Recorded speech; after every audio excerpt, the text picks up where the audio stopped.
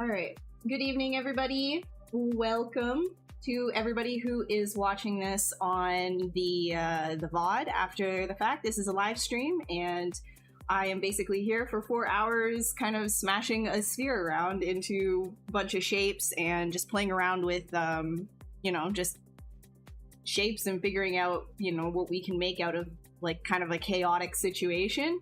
It is sort of a sketchbook session, if you will. So there is not a specific use for this model or anything like that. We're just having fun and treating it like a sketchbook and exploring. So if that's your type of thing, then you're in the right place. If not, there's a whole lot of other artists that I recommend you check out on this channel as well. So definitely wherever you're watching this from, be it YouTube, Facebook, or Twitch, or even on ZBrushLive.com, then you can go and check out all of the other artists in past broadcasts from any of those places as well. But yeah, basically what we're going to be doing here is just having fun, just sketching and seeing where it goes. So if you have any questions while I'm doing this, to anybody watching the VOD as well, just a quick disclaimer, I do tend to talk a lot about random things. So when questions come up, I will answer them as best as I can, but it's not always going to be on like specific topic, right? So again, if you have any questions, feel free to ask. And yeah, we're just gonna have fun. Sketch. So, hi Leonard. How you doing today? How goes it? Hold on. All right. And if anybody is curious too about socials, because I get that question a lot, that's why I have these right here on the side.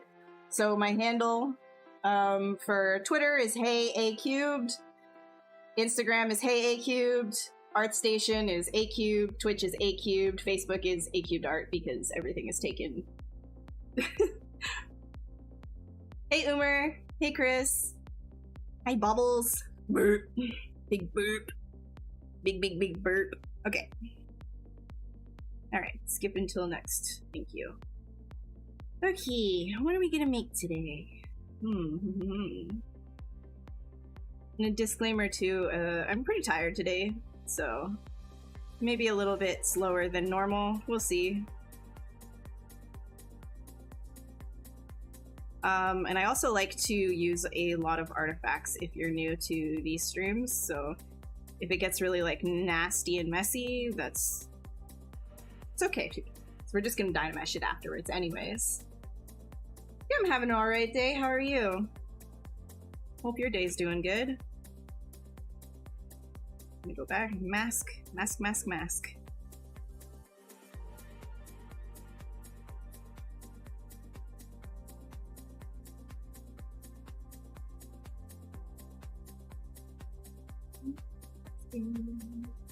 Just kind of creating some shapes here. And I have no idea what it is that we're going to be making, but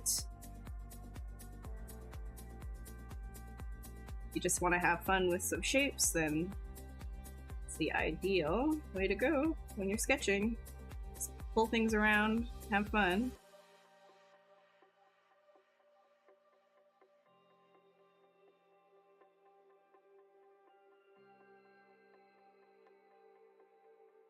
It's interesting, right? Because when you're sketching, you can use all of this low-res information to kind of create your own sort of like sketch lines too. So you can see like the low polygon detail here is actually creating these sort of circular patterns. So if you were to Dynamesh that kind of stays there as well. So that kind of can be used as a underlying sketch for when you start to, go over top of it and create something else as well.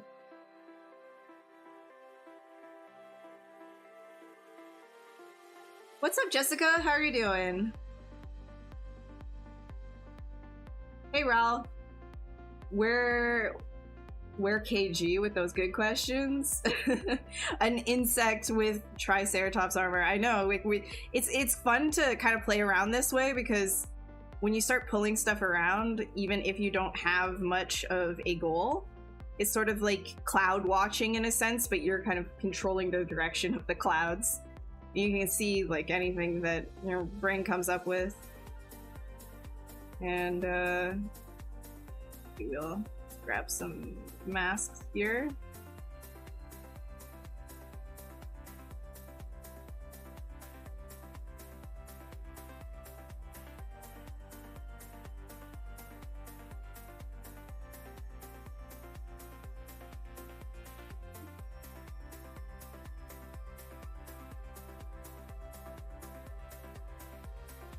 We like pincers. I don't know if we like pincers, but I'll keep it there for right now.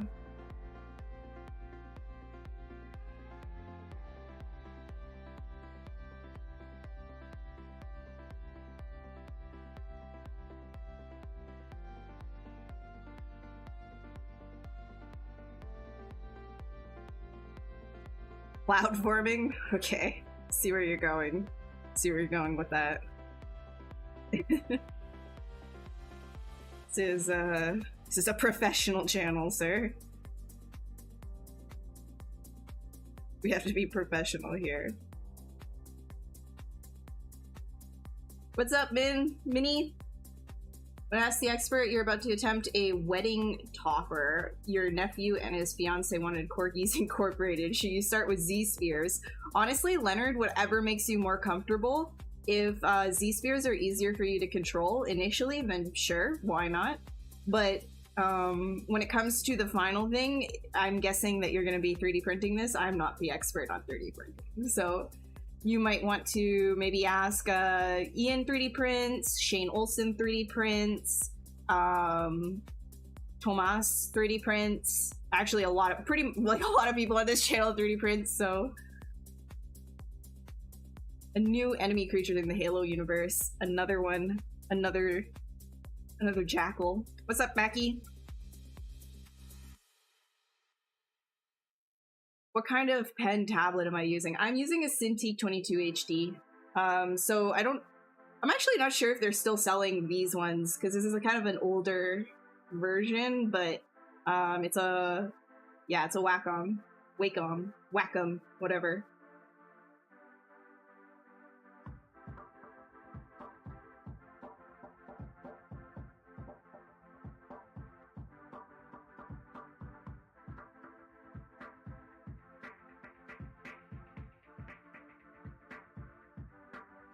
Yeah, I think I'm gonna do something a little bit more minimal on the head here. I'm not really like feeling these pincers, so I'm gonna just bye-bye. Another thing too, when you're working, is the music too loud, by the way?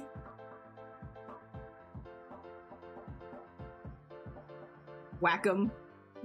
we could fight this. But when you're working really low res, then you can just kind of kill details if you don't like them, and it doesn't really matter too much.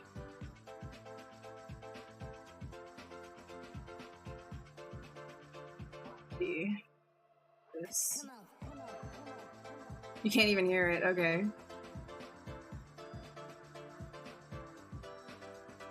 Fine, gotcha. Alright.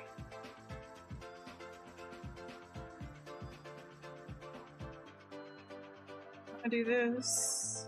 Need some space for like the neck area, I think, if I'm gonna do that.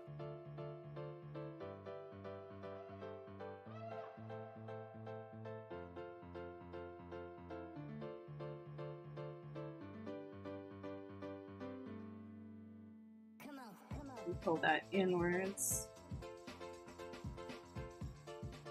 I'm gonna actually split this off so I can have more freedom to kind of do something else.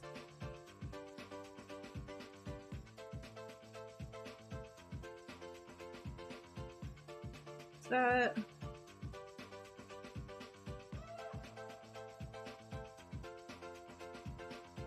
Watching clouds and seeing if you could think of something and the cloud sort of forms in that shape. Oh yes, like I'm telepathic, or not telepathic, but I've got like X-Men mind abilities. No, I think where my X-Men abilities stand is in the dollar bin. I could tell when it's going to rain because my jaw and face starts hurting from the pressure drop. If there's a cold front coming in, I can always tell. Because my teeth roots go so far up to my sinuses.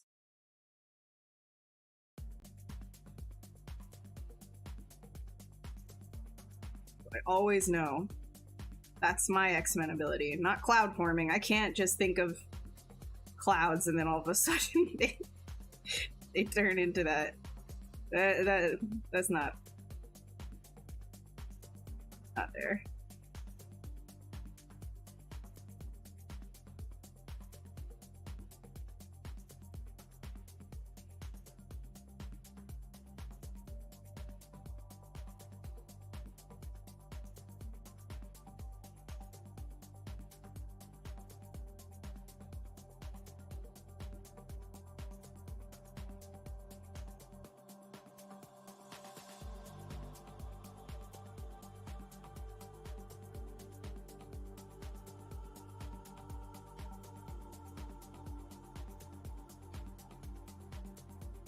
Very pleased with himself, this guy.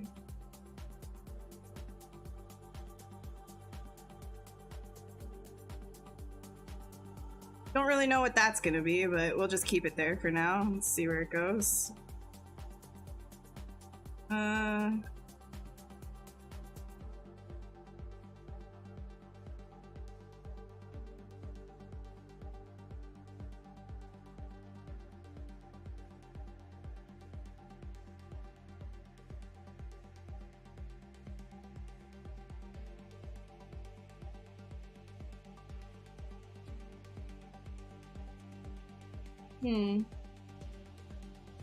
You can split by mask? Yes, so there's a lot of different split options as well. Split by mask is one of my most used ones. I also have split hidden over here because I use it so much, and delete hidden. So anything that you were to, let's say, even just, you know, if you wanted that gone, then you just split hidden. All of that stuff is over here. There's split to parts as well. So let's say you wanted to create a poly group right here, right? You go Control W on a mask area. This is now a different poly group, and you could do group split right here, right? Which will actually just separate different, I don't want to do it right now, but it'll separate based on groups.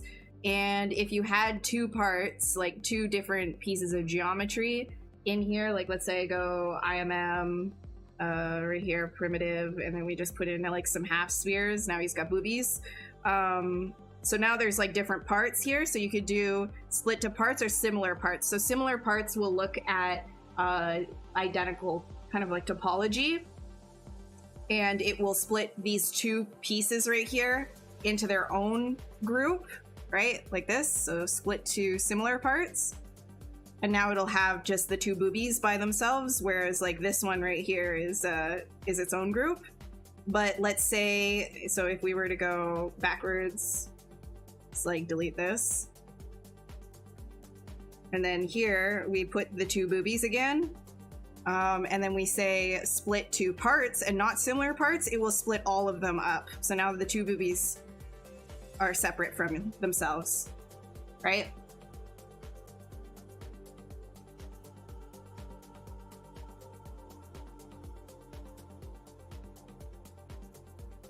The theme? Man, I don't even know, Reaper. I don't know. Just kind of doing whatever.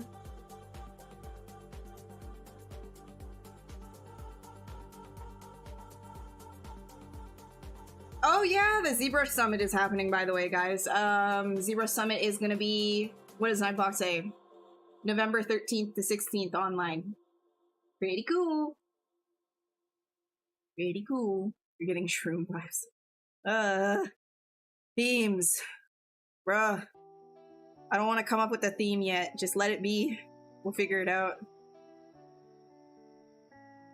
My brain is like totally fried today, so we will see.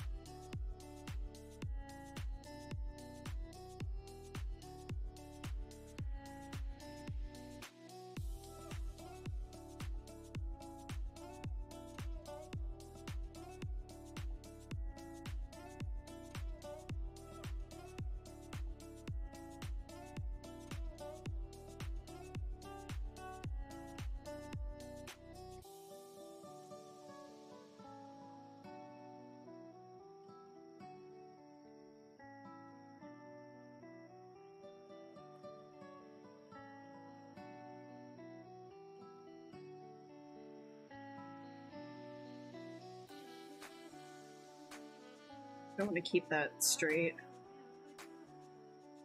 Yeah, and I'm just playing with shapes right now.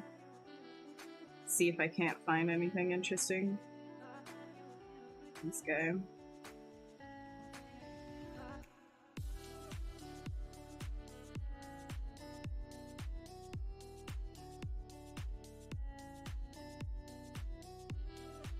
From the side view, I'm kind of thinking right now that encompasses sort of a angle like that. I like to fill in shapes, by the way. You can see what I'm kind of talking about here. Like the negative space kind of fills in shapes.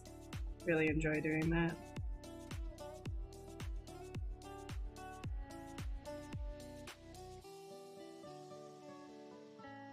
Hey, veteran.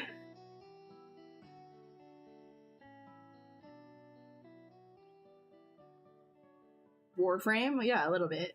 The contest? I think they're doing the sculpt off, yeah. I think there is going to be a sculpt off.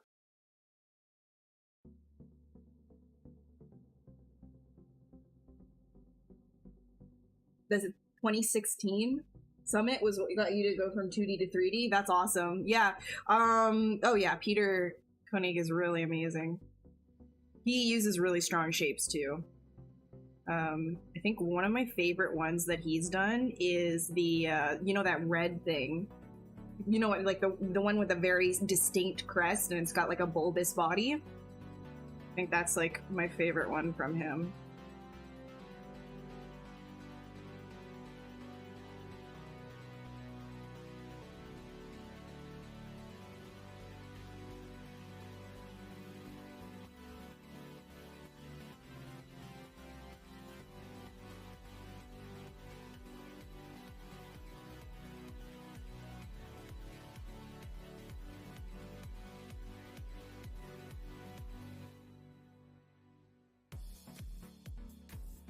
I'm honestly surprised this music is royalty free. Starting to get really, like, a lot better over the years.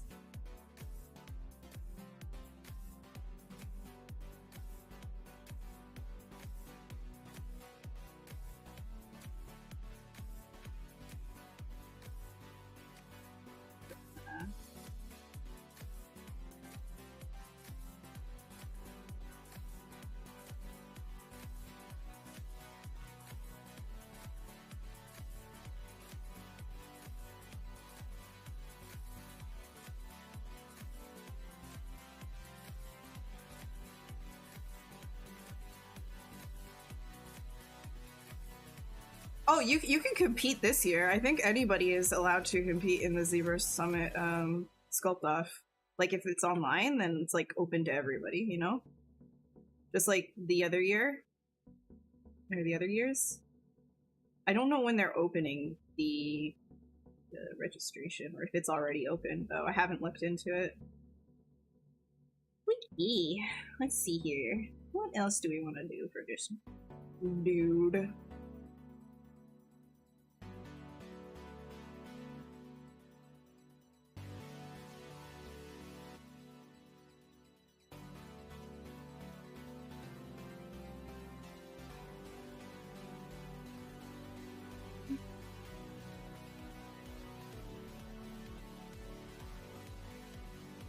Use some IMM body parts. This comes with the default, the basic version of ZBrush. The vanilla ZBrush is kind of cute looking right now.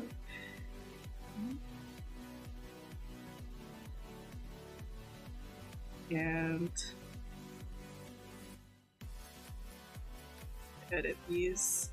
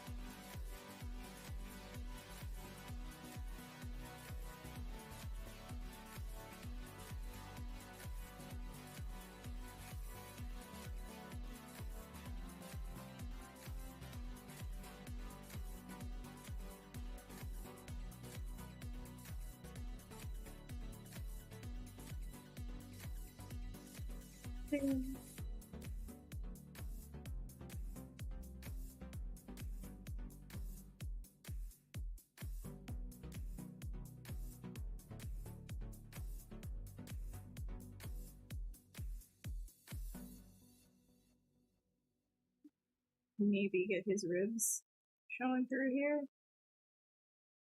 Maybe.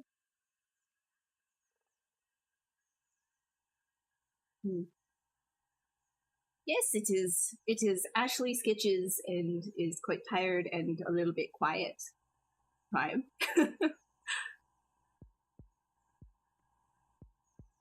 Yeah, everybody. Like, so, as long as you have a place to stream from, because you have to stream the entire time. That's how they, like, you know, that's how they can qualify you.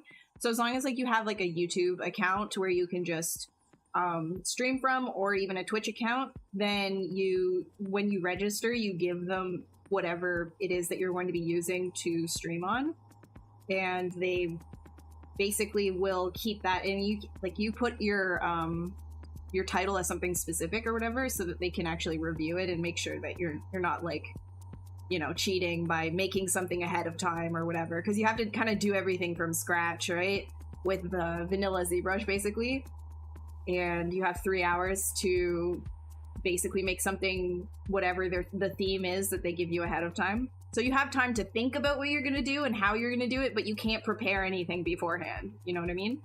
Like, you can draw a concept for yourself if that helps or whatever, but anything inside of ZBrush, you have to do it all from scratch during the actual event, like the actual contest, right?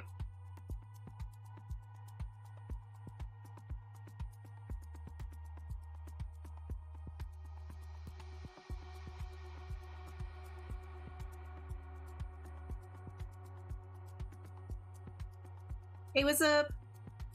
Hi, Thomas.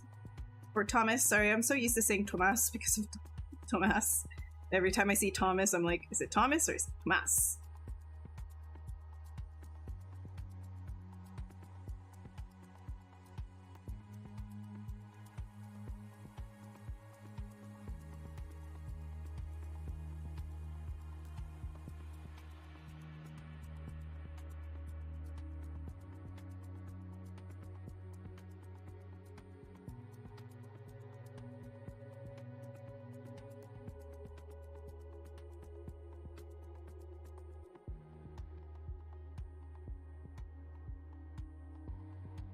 So if you can see kind of what I'm doing, so this is a perfect example. So you see, this is the silhouette right here. I can even make this bigger so you can kind of see what I'm talking about.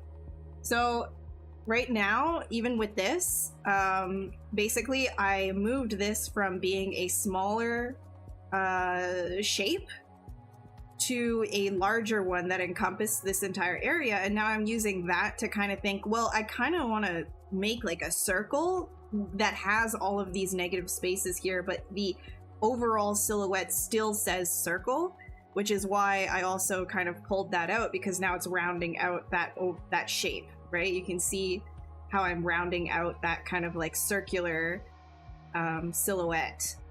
So I'm kind of like going for very strong shape language when I'm doing sketches like this. And that's sort of what I'm looking for when I start making like these tiny changes. I'm not always looking at the little thing up here, but it does definitely help if you're not really used to seeing that with your eye. Like, this can simplify things for you to see how your design is looking. So like somebody said, it looks like a mushroom, like the silhouette, right? And then from the side, kind of doing something else. Yo, what's up, Mookie? How are you? It's been so long. I hope you're doing good. Tried to compete in the 2020 Sculpt-Off. Your stream kept not working. You were an hour behind everyone. Oh, I'm sorry. I'm sorry. I hope that it was still fun though, Rod.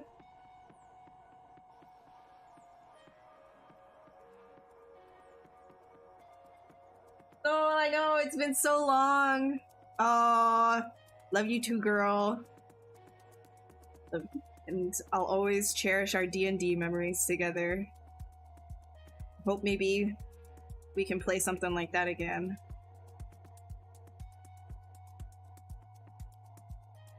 Yeah, I'm not really sure what this thing is though right now. I'm just kind of making shapes.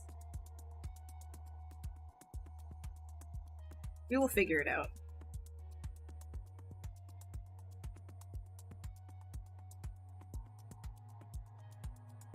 Yeah, it was pretty fun. Okay, well then that's all you're like, that's like the main thing. I know a lot of people join contests obviously to win, but I think with the sculpt off specifically, especially when it's like a lot of it is like you never really know how somebody is gonna win. The best thing that you can do is just go in trying to have fun and kind of challenging yourself as well.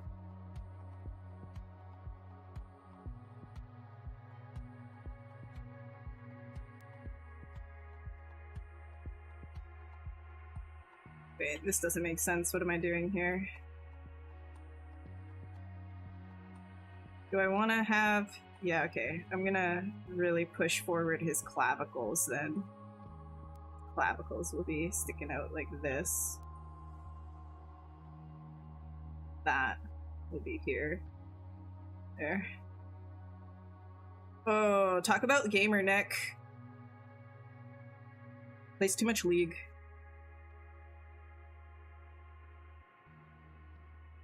What's up, Cristiano?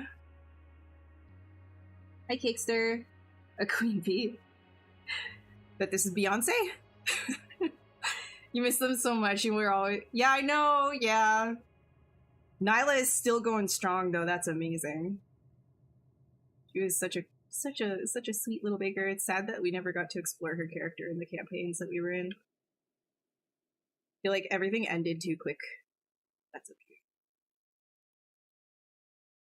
Maybe in the future. Just like never have any time to get into D&D anymore. Like I've never like just always so busy with stuff. And then if I'm not, my like downtime is just like playing like little games or something here and there.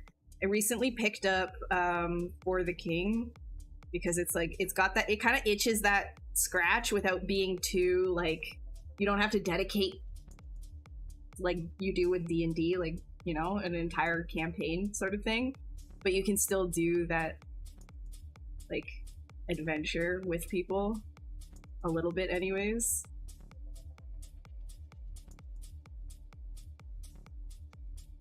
It's not the same, but it kind of itches the scratch a little bit anyway. Yeah.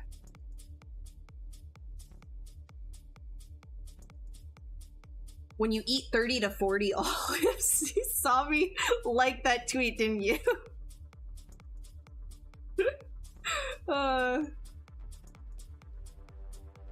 We also have to play Monster of the Week, which is a major drop in, drop out. Ooh, okay. Yeah, if I ever have time, I'll hit you up. That's the thing, I'm just like, I never know when I have to work because I'm very like on call with a lot of weekend work.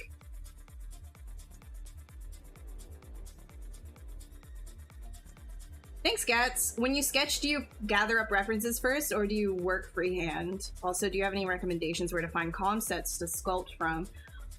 Well, okay, so I don't usually do a lot of like other people concept something and then I sculpt from it in terms of, like I do that for work, but I don't do that for personal stuff. I usually go like, you know, grab my references that I need, put it in PureRef, and then go from there, depending on what it is that I'm kind of creating.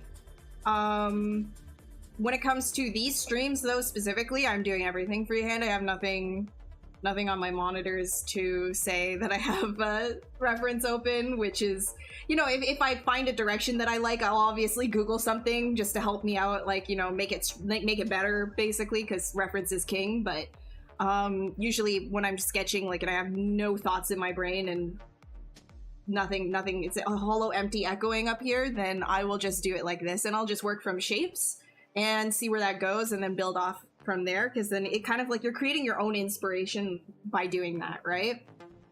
But when it comes to, you know, just finding other people's concepts and working off of, I mean, like the best thing I could say is just go on ArtStation and look up very specific things. There's like The thing that bugs me though is like people are not very good at tagging their artwork on ArtStation.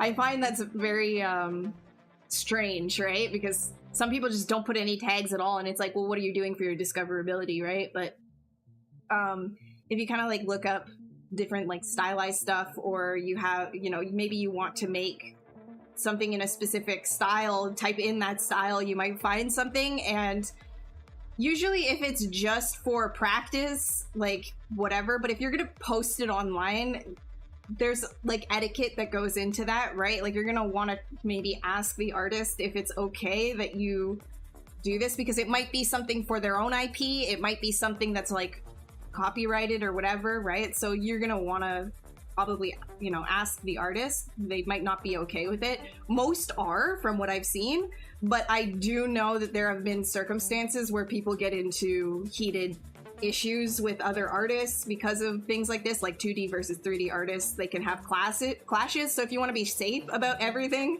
I would message the artist, you know, and tell them that you really like their artwork, that you're not profiting off of it. It's mostly for practice and your portfolio piece. Would it be okay if you can have the honor of sculpting it and putting it in there, as long as you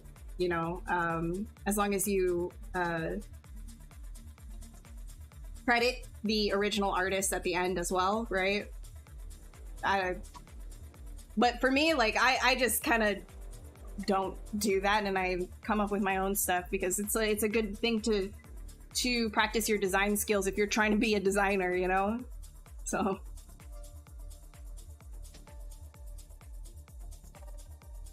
is this tips to getting you to let us use your models?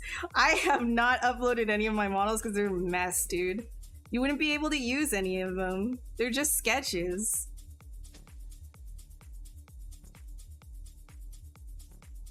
Like they're designs. Honestly, what you see is basically what you get. Unless you wanted to like have them so that you could mass produce them and like clean them up and 3D print them or something, like, which would not be super fun to do, but you know.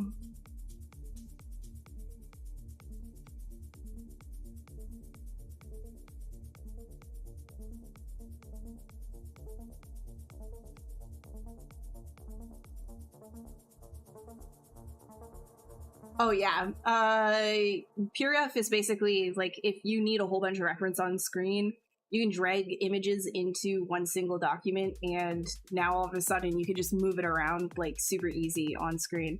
I can give you an example actually. I'll just open up PureF right now.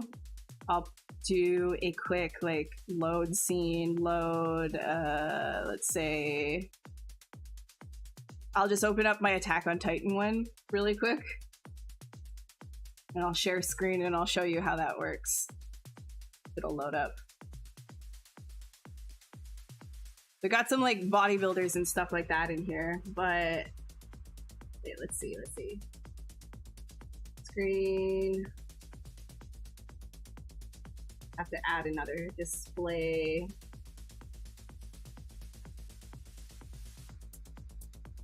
And we'll do this one. There we go. Whoops. Put that under here. Turn off ZBrush. There we go. All right, so basically you can see that like everything is kind of, and you can just kind of like move stuff around. This is what PureF is. So this is basically what my Elden Ring is. Not Elden Ring, sorry, the Attack on Titan one that I was doing. So I just like dropped in a whole bunch of images. You can just move them around however you like. And you can kind of like grab a whole bunch of them and create like, you know, you can basically just start moving them around as like a whole or reorganize them. Where's the thing? Images like arrange all optimal or whatever, right? And then it'll auto arrange your stuff. You can zoom in as much as you want. Look at that. Very, very cool.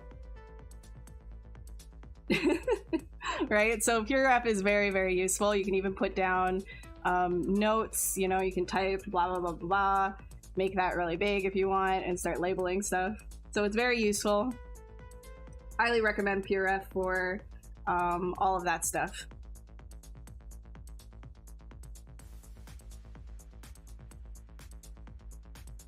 Hi, Zombie, what's up?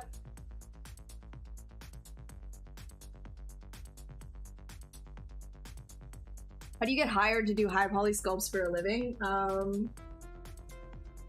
So it's not just doing high. It's not like you're just like a sculptor who specifically only does things from image. Like, you're not there. That's very, very, very, very niche. My line of work is, yes, I am a sculptor, but I'm also a designer. So I do a lot of ZBrush work, but I also do a lot of painting and drawing as well, right? So I do a lot of stuff on top of sculpts that I have, and that, like, it's basically the 3D aspect is a tool in my arsenal of design tools, essentially. And I really use it a lot for especially 3D pipelines, right? And designing in 3D. It makes it a lot faster, it speeds up the workflow a lot, and then you don't need to have like a kind of miscommunication between a 2D and 3D designer. Basically, you just kind of have somebody that's hybrid in a sense, and then you can work a little bit better that way. It's a little bit more flexible. Of course, you know, designers that are, and concept artists that are able to draw ridiculously fast are fantastic and amazing as well, but sometimes you want to just like get a designer in 3D specifically and solve problems in 3D because it makes it just faster. You can get your, you know, the client can see what's going on a lot easier than seeing sketches. Yeah, there's a lot of paintovers that I do. Sometimes I will literally just do like, you know, quick things like this, and then I'll like write down notes and things like that, and, you know, just have a whole bunch of different options for different things. Just based on what I do in ZBrush, and some things I'll just kind of do a quick drawing and send that off. It really just depends on what problem I'm trying to solve, what meeting is coming up that they need to get something approved, right?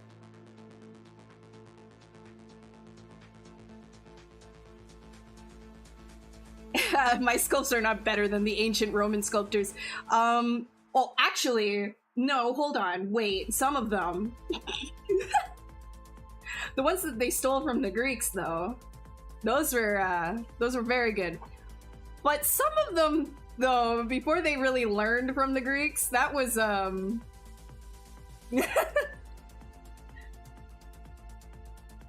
How did I duplicate? So I didn't duplicate, it's just a screenshot. So if you put anything anywhere, you go Shift S, and then you move something around, Shift S.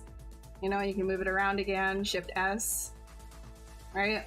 Shift S. And then Control N clears the canvas. What's up, Pepe? Yeah, it's a table of pictures. Exactly, sir. Exactly. Exactly.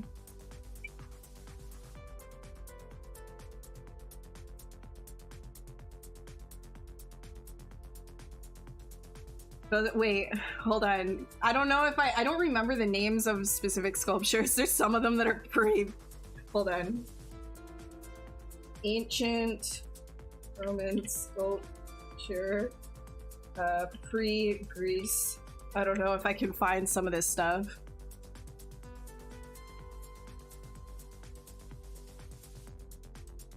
Like, I don't know if I'm gonna be able to find, like, the really bad ones. There are some really bad ones, though, because when you Google search stuff, a lot of the time you just find, like, the really good things.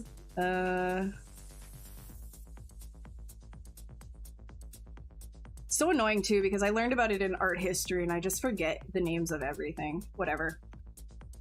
You can look it up, though. Like,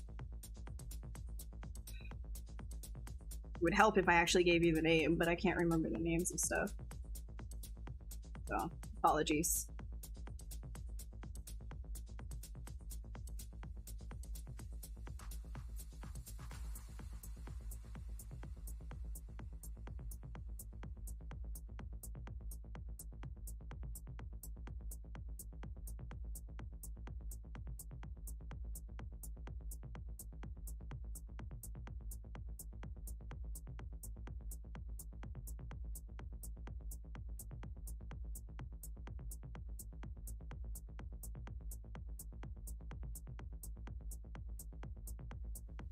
Ooh. Man, there was like a crazy storm here in Montreal. Everywhere downtown was just completely flooded. Been quite the mess.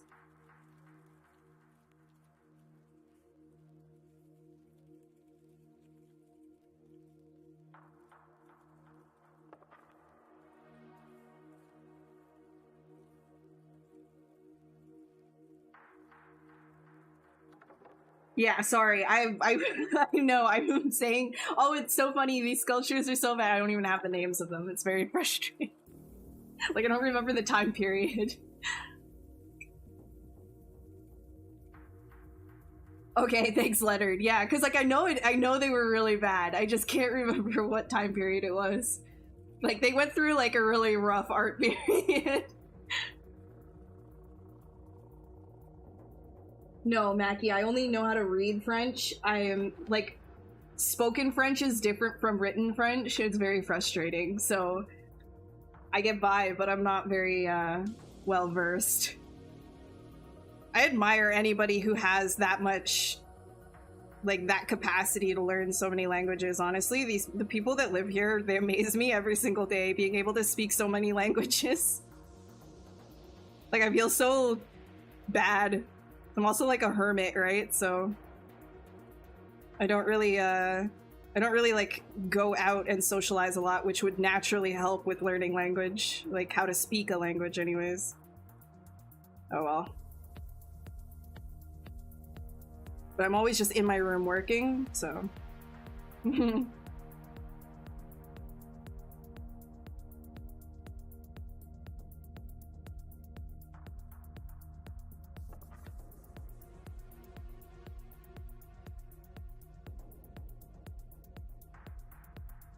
Yeah, that's fun.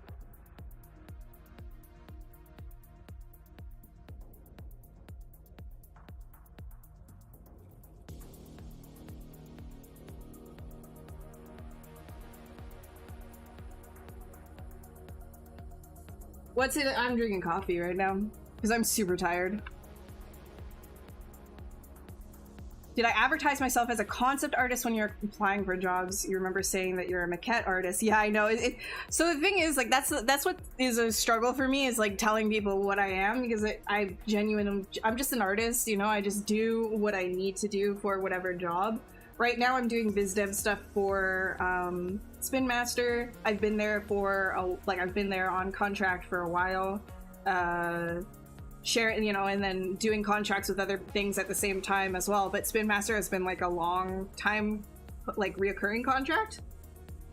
And with them, like, I range from just doing maquettes to doing design to doing paintings and illustrations. Like, it's a whole slew of different things that I do as an artist, right? So I think the best thing that I can say is just like, overall, I'm a 2D, 3D viz dev artist, right? I don't know. Focusing on character.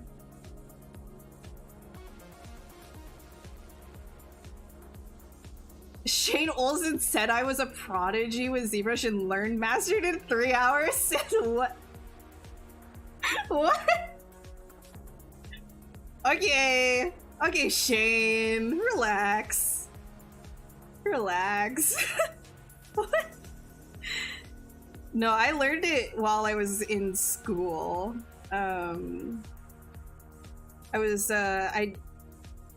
in school for 2D animation, and I didn't really want to be an animator, and I didn't really know what I wanted to do, to be honest. And I saw that my now partner, actually, Eric, he was taking a ZBrush course from somebody at Ubisoft at the time while in the same class as me. And I was like, ooh, what the heck is that? What are you doing? I like video games, right? And so then he was like, oh, this is ZBrush. And I was like, okay, monkey see, monkey do. And I started doing that on my spare time while I was at home, or maybe not spare time. I just stopped doing schoolwork and was just messing around in ZBrush in my room when I should have been preparing for exams and finishing like animations and drawings and stuff. But instead I was just kind of just noodling around in ZBrush making absolute trash, but it's something, right? And that's how I learned it, is just messing around while I was in school. So I wouldn't say I'm a prodigy. I'm more of a procrastinator, distracted procrastinator, and ZBrush was my hyperfixation at the time.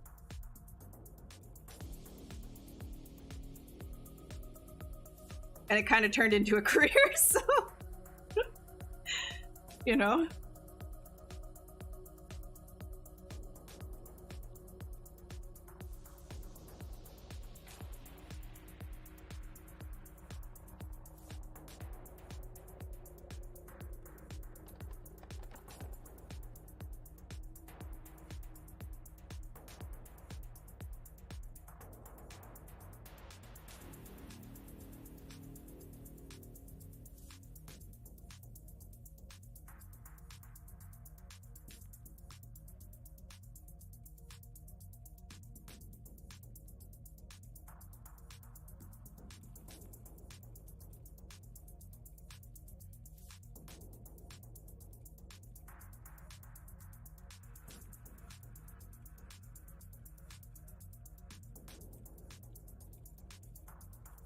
Stop doing homework and follow your dreams. Yes.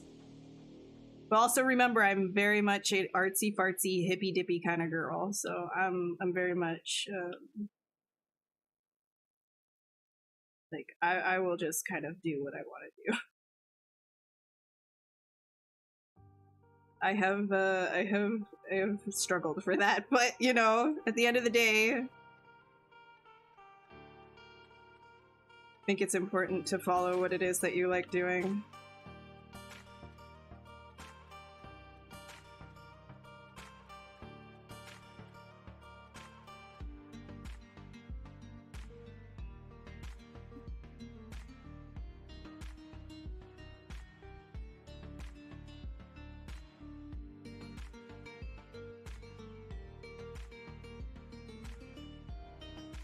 What is this song?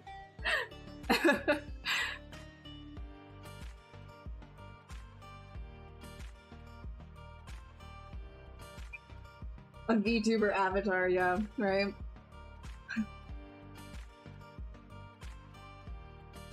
I mean, Rod, to each their own.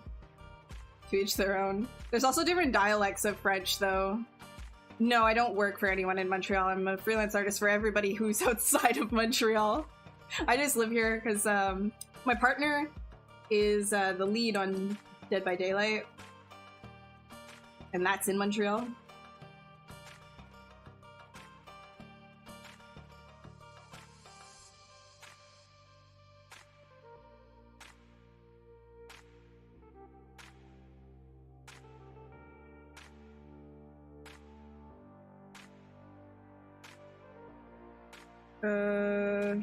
Do I want to do like, yeah, let's just do like legs.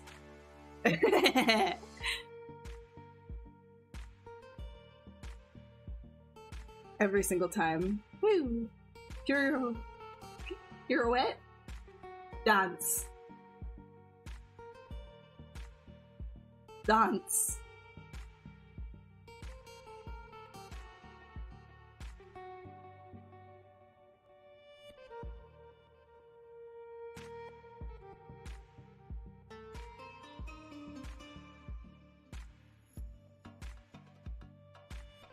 It's like this. I mean, I could. We could make it work.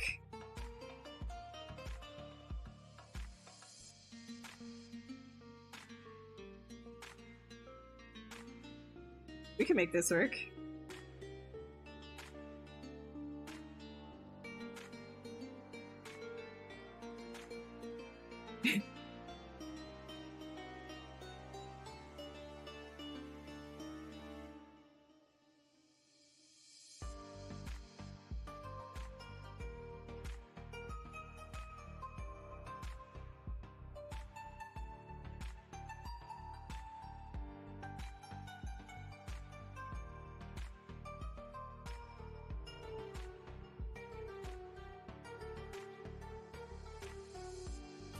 Actually, let's do this.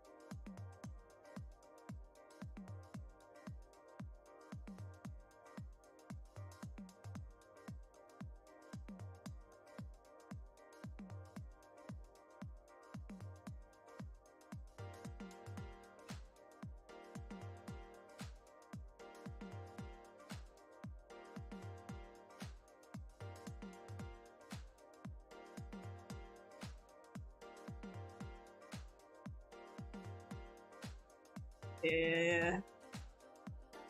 Okay. Alright. For it.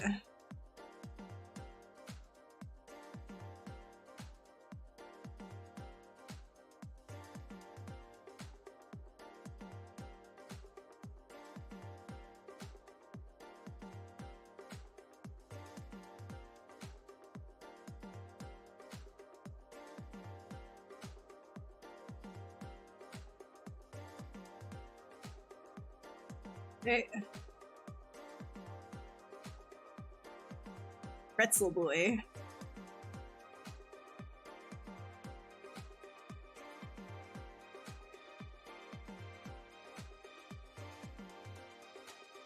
I'll fix it. Sculpture. Sculpting. Sculpture. Then. Fix. Okay.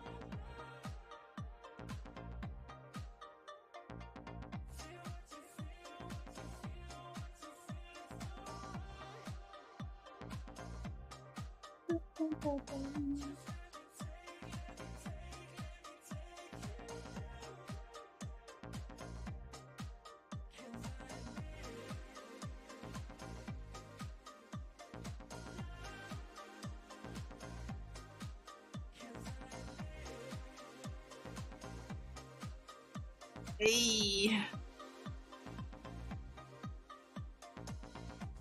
All right. He is a ball. Do I prefer the new gizmo or do you both use both of them? Oh yeah, I use the new gizmo. I thought I would be like, like I don't need that. I don't want that. I can use transpose line. Like I don't really care, but I'm good with the new one.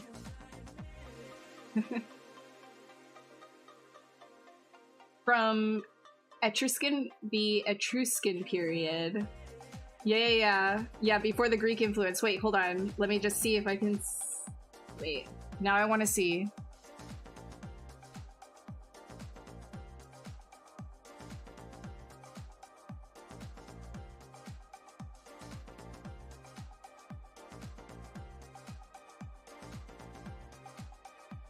Yeah, they only really share like the famous ones, right?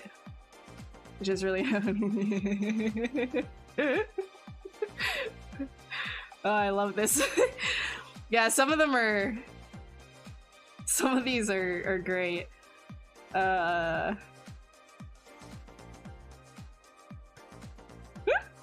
Like, wait, let's see. Roman sculpture pre-Greece influence. So, not all of it. Not all of it, but you know.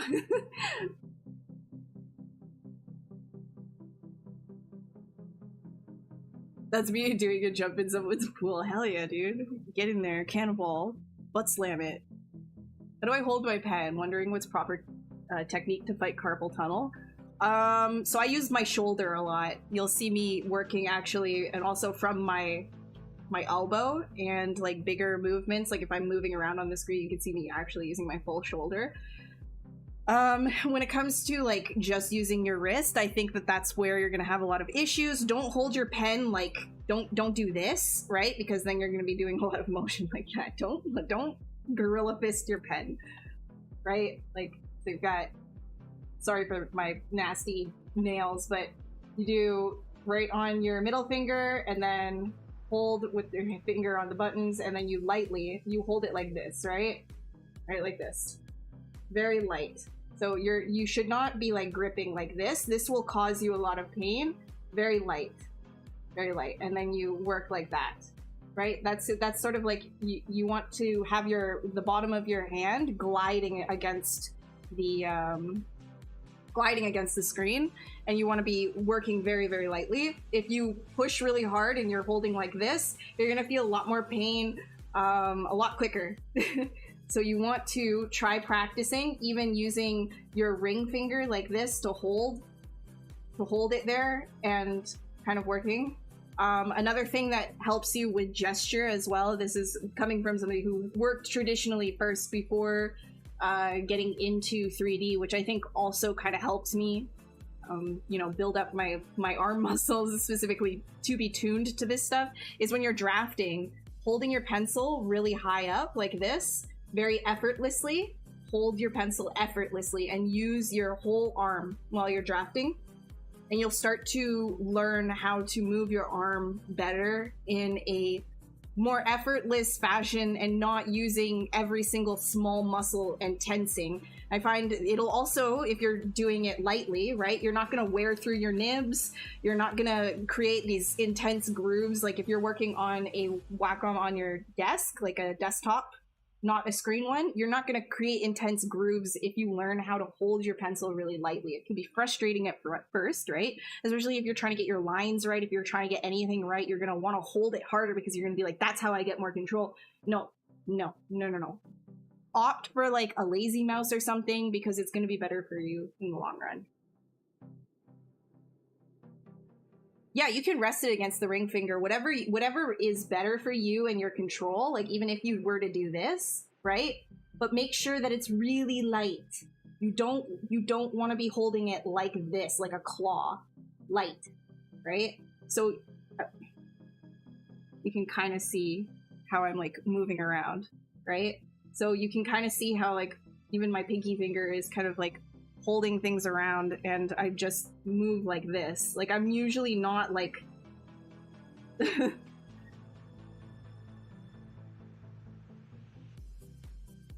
you have any major favorite artists, influencers, or from real life animals, etc.? Yeah, most of my favorite stuff is like animal photography, bug photography, things like that. But in terms of favorite artists, like I have so many artists that I look up to in general. Like you could just, I don't want to like pick out anyone in particular, because I don't think there is like specific one person influences that I have. But basically anyone that you see me following on ArtStation in terms of living artists, right?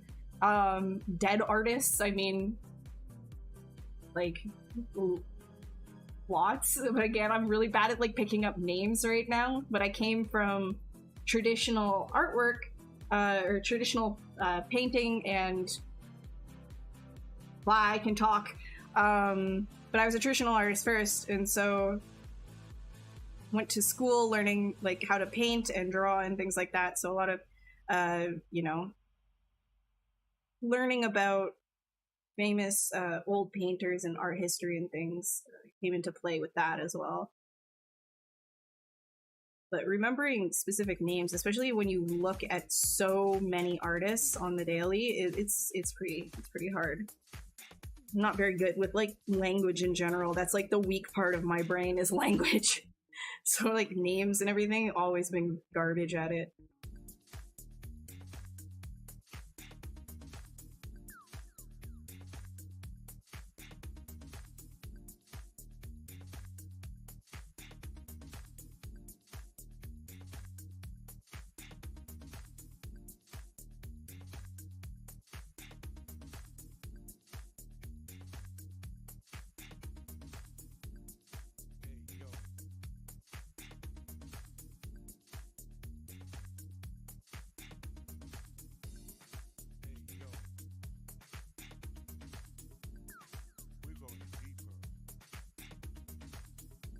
What's up, Bible study?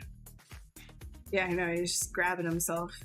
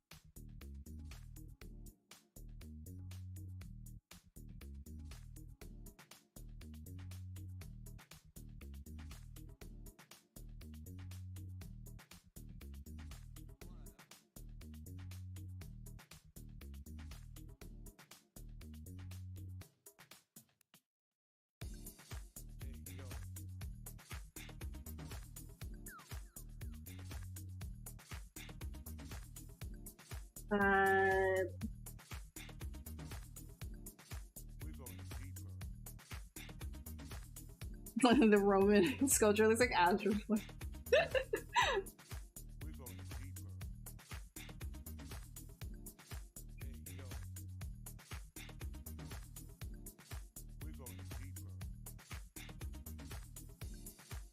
What's up, Max?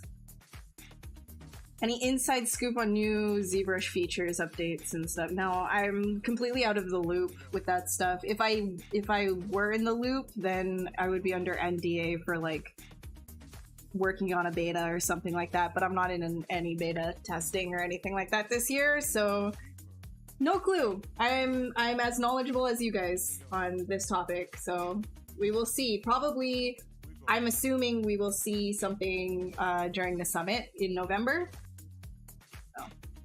What am I drinking? It's a coffee because I'm so tired. So tired. It's annoying because I must have like, oh my god, yesterday was kind of like insane for work. I had to like, I stayed up till 5 a.m. the night before that to get something in. And then I got an email in the morning for, like I had like 3 hours to get a different like lineup done.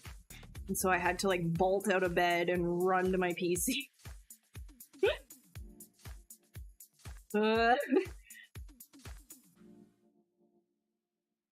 And then I just kind of like, after that like crazy day was done with like, I don't know how many handoffs I did that day yesterday, but after that was done, I just kind of like comatose, and I think I slept like 14 hours. Very healthy, very good. And now I just feel like absolute garbage.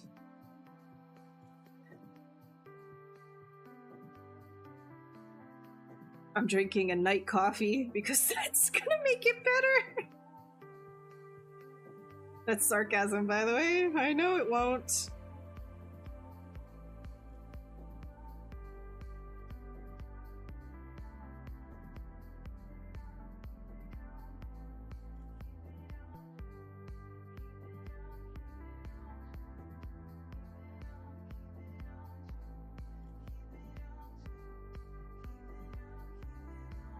Yeah, it's perfectly normal for a freelancer. It's just like that, just vaulting, just like looking at my phone, just like first thing in the morning, going like, like get the like the crusty out of my eyes, like everything's blurry, and I'm like, what is this? 2 p.m. Ah! It's vault.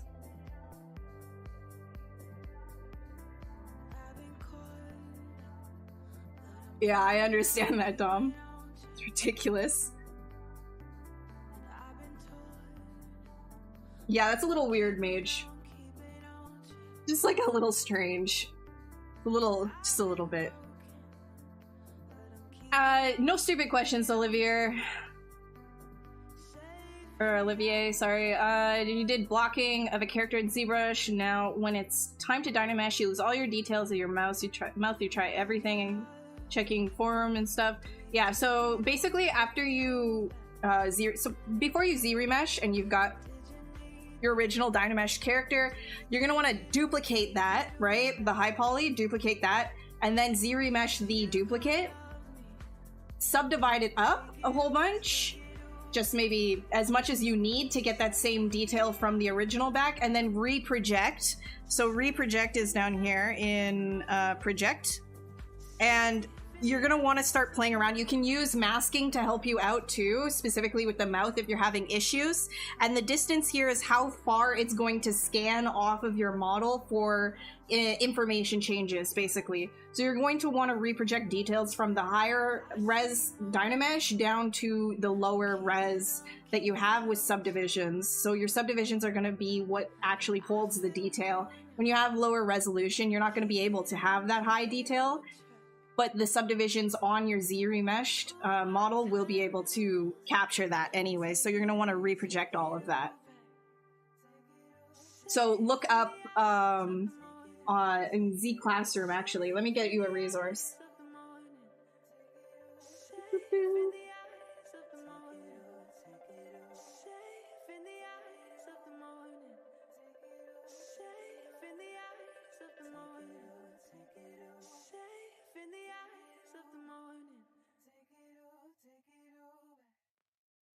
Okay.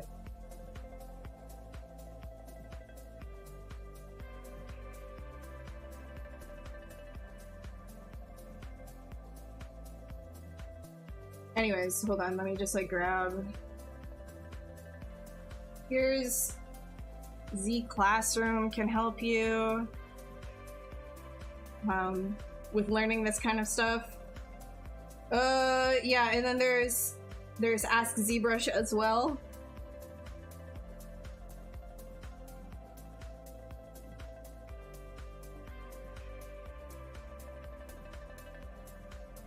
What do you think about AI, artificial intelligence, and how it's going to affect the industry?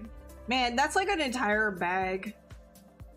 That's like a whole bag. I'm not sure if you really want me to open that. I don't know. 7 p.m. early. Like, I don't know where to start with that because I have a lot of feelings on it.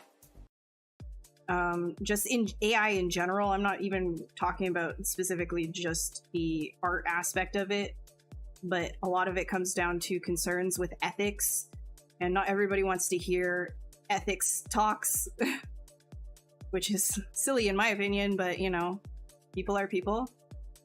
If that's not your preference, then it's not your preference, but I feel like it's a very important thing to be looking into in general and keeping up to date with.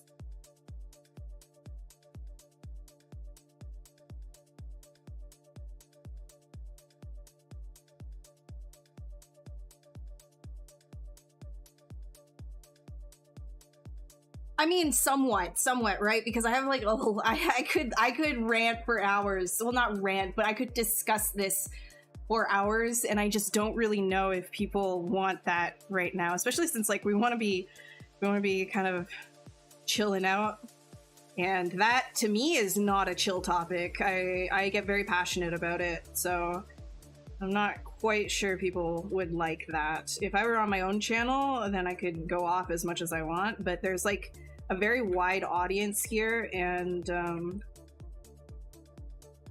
think you know, I just kind of got to be cognizant of that, especially since like we're just sculpting here, right? I think it's important to look into it, though. So if you have not looked into it, I would recommend you look into AI and ethics and the concerns of ethics right now. And in the future.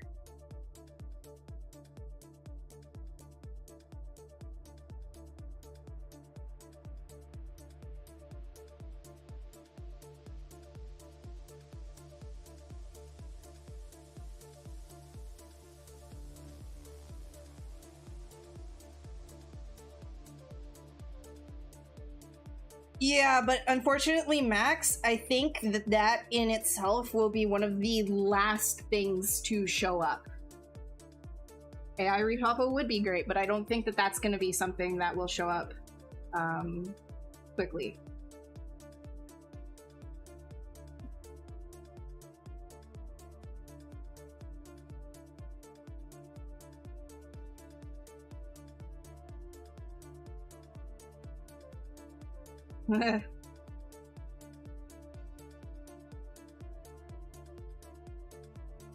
No, I agree, Rod. Played Fortnite? Those models are fairly low poly. How do they get the details in it? So you know, it's actually, I think Donna is going to be streaming again at the end of this month, and I think she works on Fortnite as a character artist. So maybe you want to ask her that. She's going to be probably at the end of the month, I think, according to the schedule.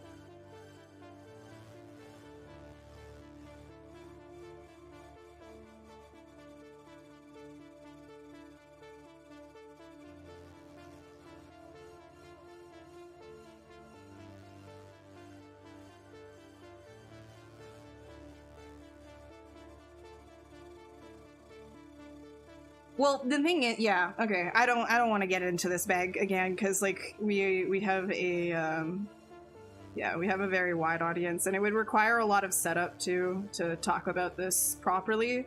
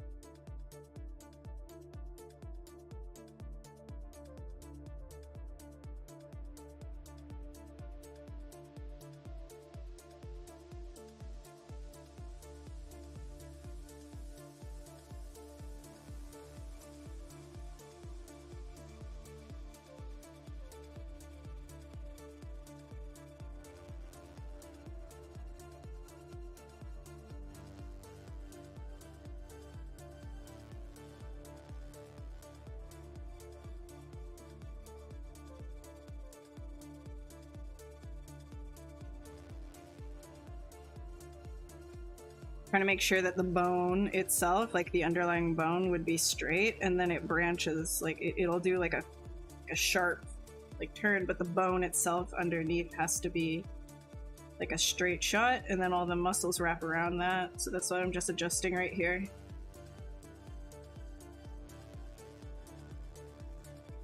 Otherwise it makes no sense. You gotta have that bone working underneath.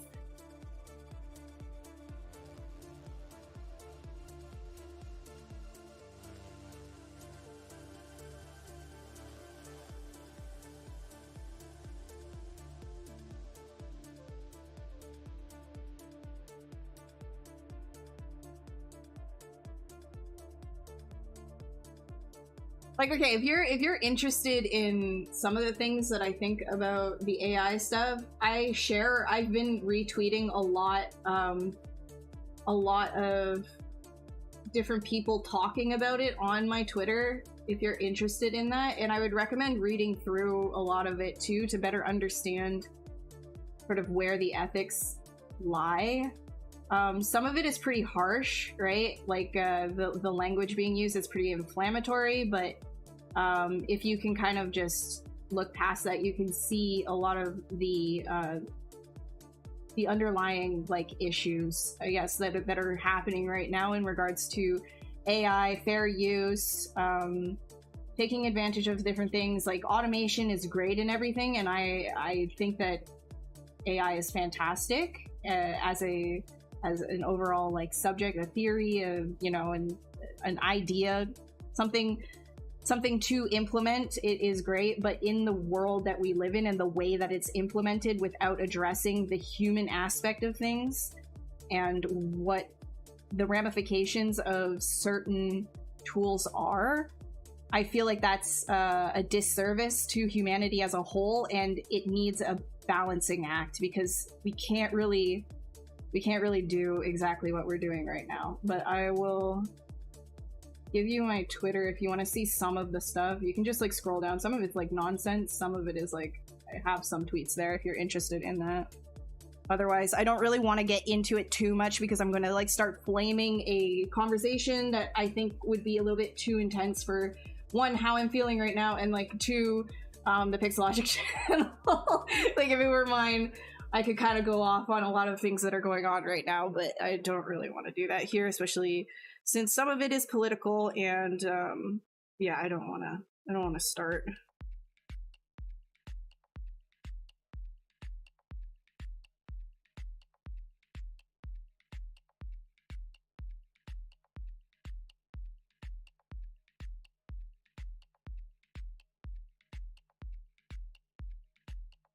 Any specific plans for this thing? No, because I'm just kind of noodling around. I'm feeling a little like under it, so if you have any questions or whatever, I'll like answer, but I'm pretty like bleh, you know? Let's see.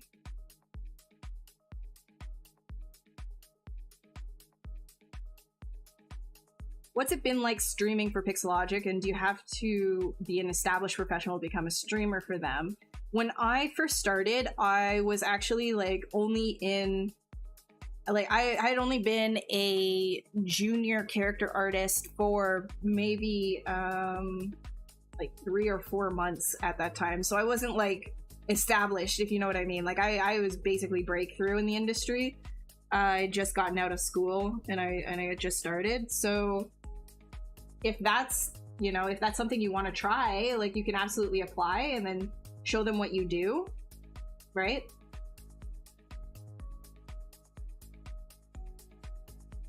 I enjoy streaming for Pixelogic a lot, but I can tell you right now that the audience is very wide, so you have to be accepting to a lot of like cultural differences and the way that people talk and things like that, and just like kind of be able to navigate that a little bit better. It's a little bit different. Like if you were on your own channel talking, then you could be a lot more free, but if you're gonna be representing a company in some regard, like, you know, it's not like you get paid for being here, it's all voluntary, but you still have to acknowledge that it is not your own channel, and you have to be a little bit more cognizant of that. So you can't exactly always speak as freely, even though they're very, very good about just, you know, you can see how free I am being, but if you wanted to be even more free, if you wanted to like swear like crazy and stuff like that, you can't do that here, obviously.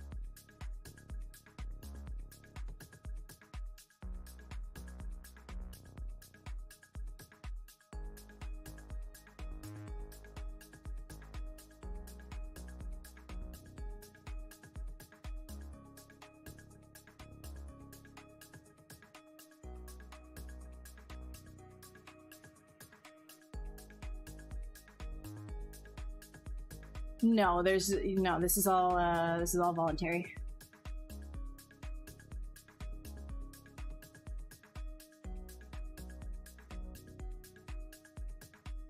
Well, I think that comes, Oscar. I think swearing, not swearing or swearing, that comes down to personal preference. Personally, I'm an absolute sailor mouth, especially when it comes to my own channel. I am extremely censored when I'm on this channel.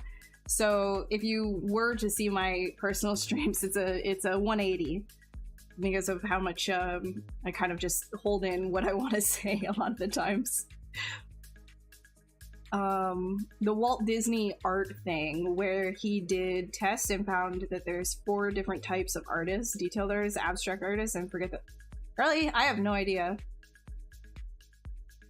I just know that Walt Disney himself had like some, I don't know, I've watched a few Walt Disney documentary things on YouTube. I know some like weird stuff about him, but I don't. What do you think about Netflix Arcane, and what do you think about the 3D TV and cinema industry going to such high quality animation? I think it's great. I think that the fact that Arcane was a huge success is an amazing thing, because it shows that people do like different, right? Like they do like that sort of like video games can be adapted into into an animation, and it can be successful, and people do like it a lot. But the thing that I don't like is when something is really successful like Arcane, then you have everybody else, you know, reaching out to artists being like, I need this in Arcane style. I want this in Arcane style. And now all of a sudden you have a bunch of people copying that style instead of course, trying to do something new, because they're like, well, Arcane is hot right now. Arcane is a trend.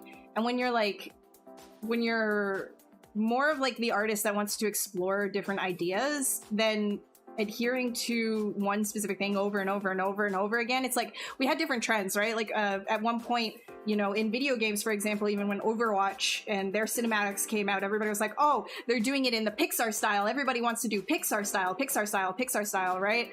Even though Pixar has multiple styles, it's just sort of like that idea of like stylization, right?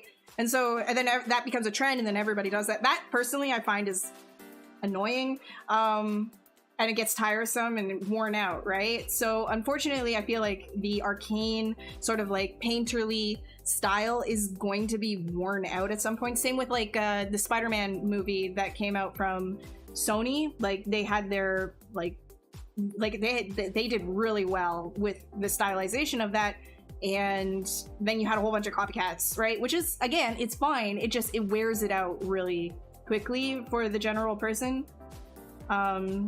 But fresh is always great. I think that that's awesome.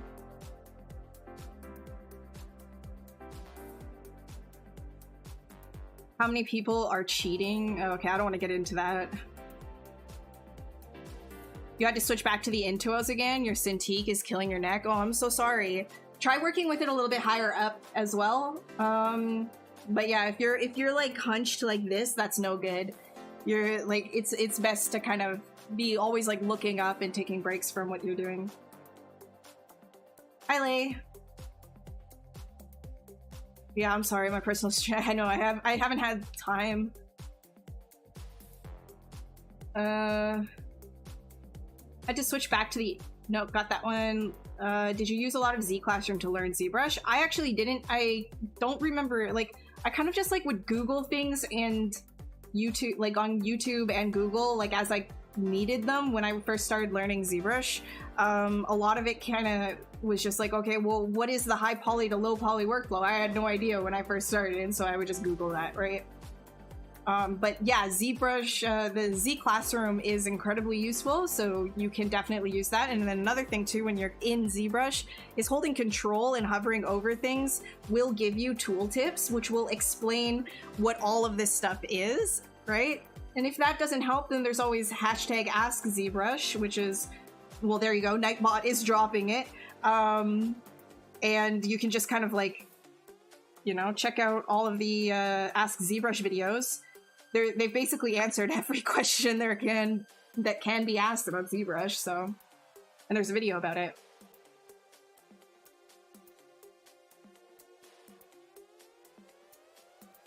You're an artist from the 80s. You've evolved. Yeah, man, it's I don't think like the need for artists is going anywhere though. So try not to despair. And if you love doing what you're doing, I think that's the most important part. Despite anything that shows up or whatever, don't try to fight and stave off that feeling, that existential kind of dread and like, what's the point and everything, because there's always going to be a point if you like doing what you're doing. At the end of the day, there will always be a point in doing art because it is a release. It is something to help you explore what it is, who you are, you know, let you pour your love and passion into something, and no one should ever take that away from you. Even if maybe you can't make as much of a living off of it as you maybe wanted to, you can still always do art, and you should never stop doing art. Ever. Ever, ever, ever. Just never stop doing it.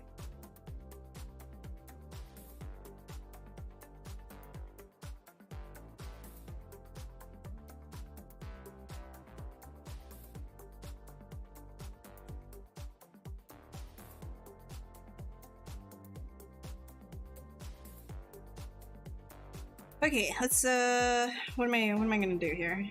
I'm gonna focus on this.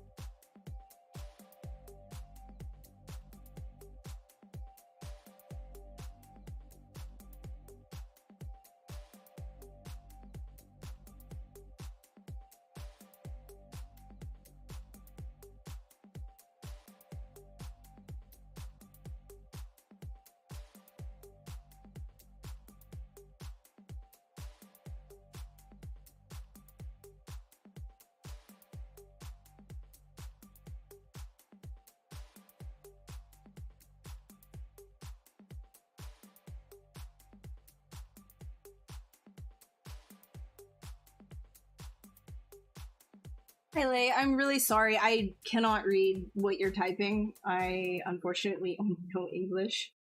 So if you want like something answered or you want to say something that I can read, try like doing like a Google Translate or something. I don't know.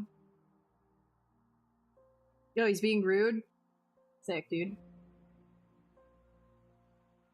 Then never mind. Keep it to yourself.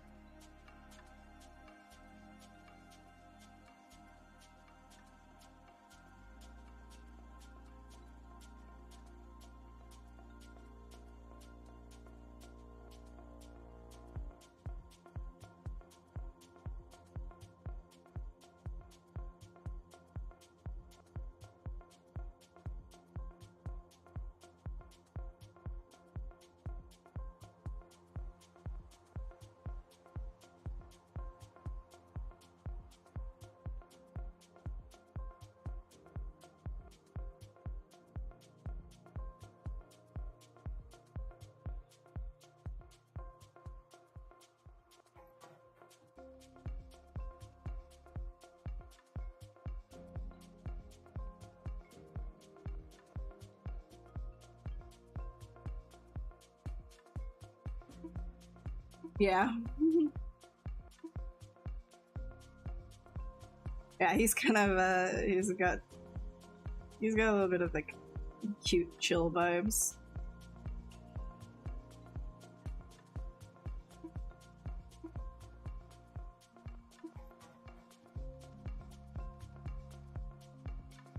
Did you guys see the latest Rings of Power warg design?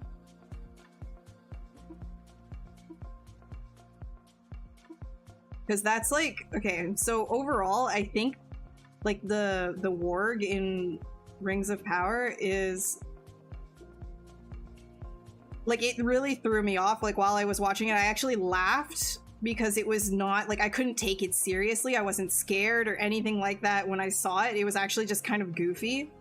Like the design itself, I think, is super cool. I love the design. It's really well executed, but I don't know if it's good for that context. And I just felt like it was just really like strange to go from like the OG wargs that we were used to, which were very animalistic, less house pet, you know, to something that was more like googly-eyed, like a Chihuahua or French Bulldog. You know what I mean? Or like a Frenchie, you know?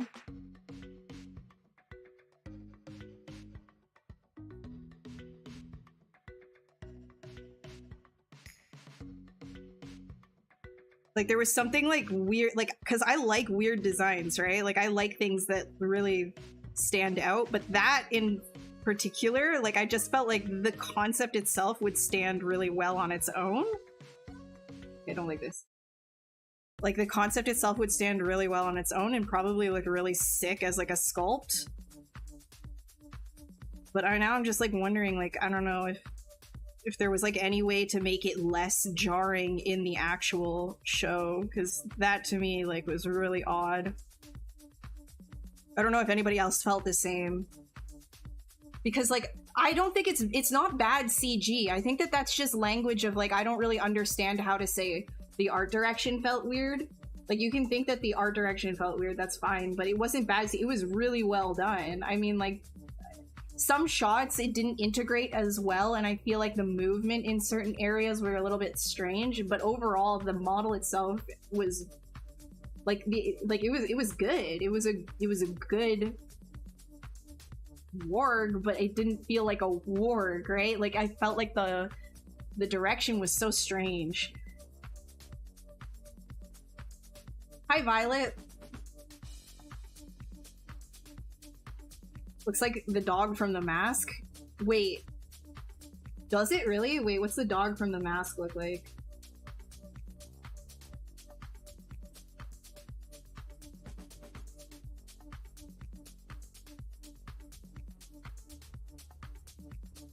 Oh my... Like, so it's like, I like the, yeah, the over the top kind of like cartooniness is because of the eyes. The thing is, like, your pets, right? Like household dogs, even like wolves a little bit, but not as much. But household dogs, like they have adapted over the years to have the whites of their eyes show more because it actually helps their human companions relate to them better. Like it's easier to read emotions when we see the whites of their eyes. And so they've kind of like evolved alongside us. They've been bred to be more like emotionally recognizable in a sense, like it helps the connection. But to see that in a sort of like thing, like I can see kind of like where they were going with the idea, right? Like, oh, well, this is like the pet that was bred for the goblins. But the goblins in themselves, like goblins themselves, like are they supposed to be, and the orcs, like they're supposed to be more brutal as well. So like they seemed really like, I don't know. It's just like a very strange direction for it, in my opinion. The design itself, though, like I understand what it was. I'm just not sure if that was the right call for that.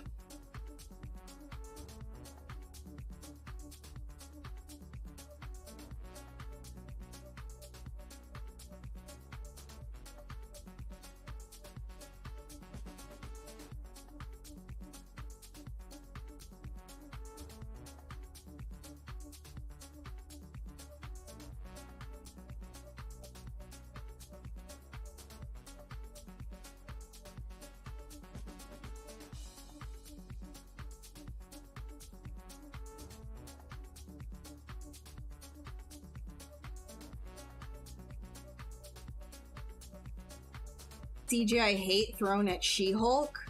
Again, I think it comes down to not agreeing with the art direction, but people don't have the language to describe what it is that they're feeling, so then they just say, well, that's bad CGI. But there's specific parts of it that you can say could be better. I don't think overall the CGI is bad, you know? Thanks, Vasta. Oh, look, it's a Shane. What's up, Shane? How are you doing? You guys, you know Shane, but if there's like two of you that maybe don't know him, you should check out his streams. He's very, very beginner friendly and extremely helpful and a very good stylized artist as well. Check out his streams. He also streams here on this channel. It's funny, Shane, you caught me on like a really like tired, low energy one. There's a zero hype today.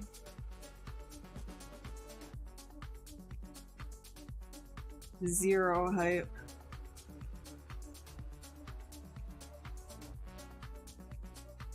How are you? How are your cough? How's your cough doing? Surviving?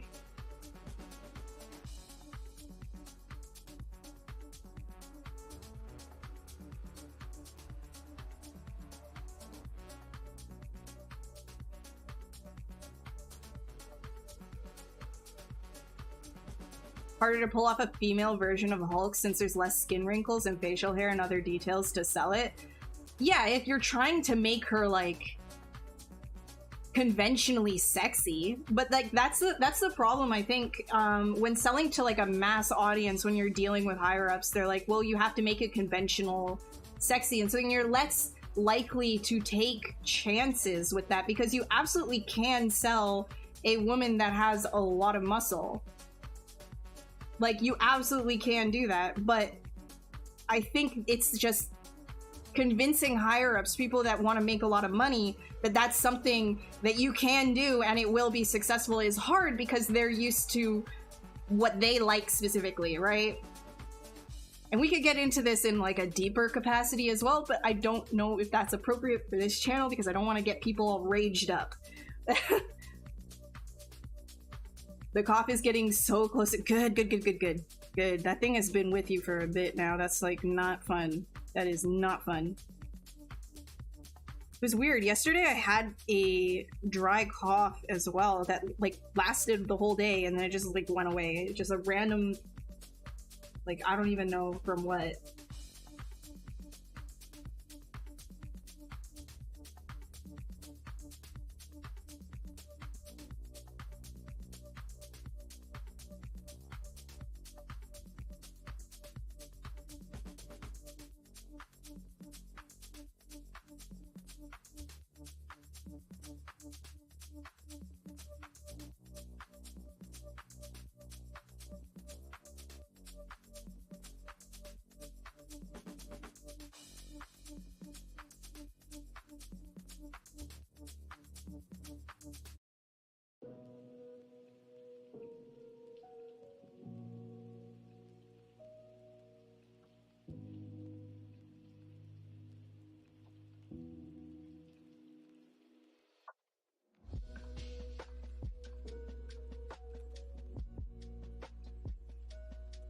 I'm gonna actually make the focal shift really low on this, bigger brush, and turn the Z intensity down to get more like large, pillowy shapes, which is really good too for like muscle definition and things like that when you're sculpting.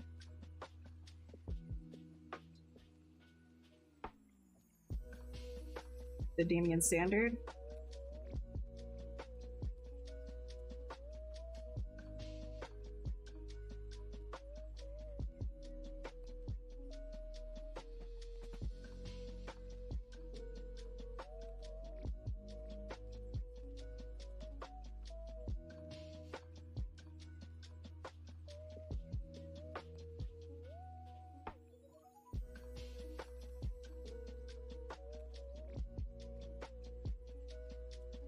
Higher end TV budget CG to me is exactly what, yeah, like that's the thing, is a lot of people too, they don't realize the difference between TV timeline and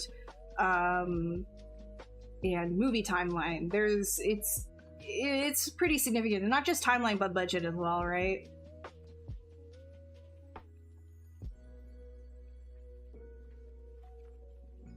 Thanks, Thomas. I hope you have a good night.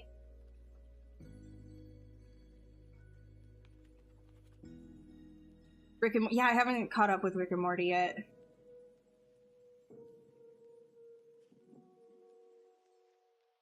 Like, I'm gonna be real with you. I'm like, personally, like, I'm really tired of like Marvel stuff. I have no interest in watching anything Marvel.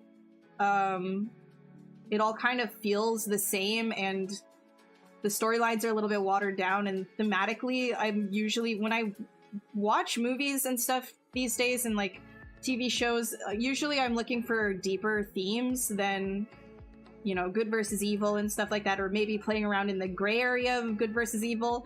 I'm looking a little bit more, like a little bit less safe themes, you know, take a little bit more risks.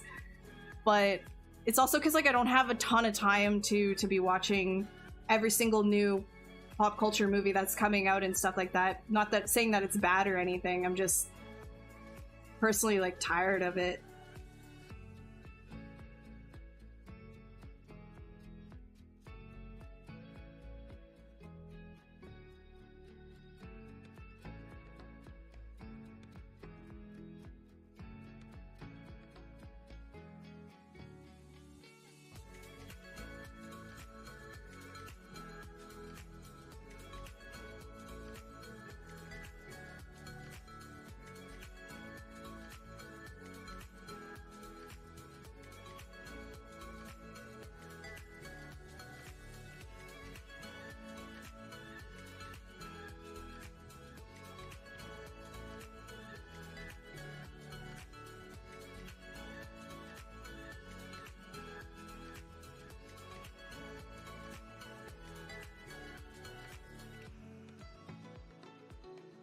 Yeah, I didn't even watch the new Matrix.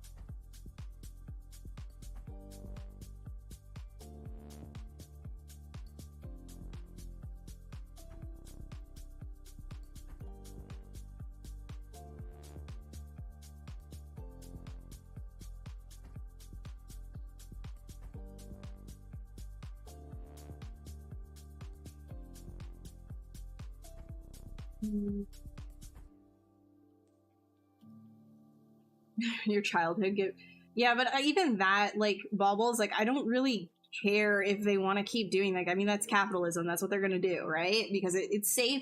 They know it's going to have a return in money based on the nostalgia factor, and repackaging it is just like, it's just a safe way for them to make money. And it, you know, larger media, that's really what it is just how do you make money and just do it safely. So if you're looking for like more or less safe themes to go off of, you know, something a little bit like is a little bit more daring to ask different questions and help you explore that in a interesting way, I think it's best to kind of like veer off from big media and look towards like indie stuff.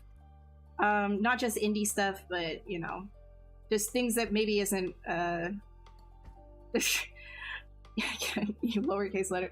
I mean, I'm not here to like get into all of that because have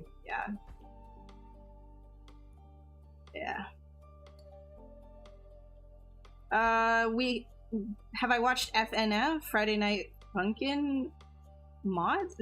What's that? I have no idea what that is.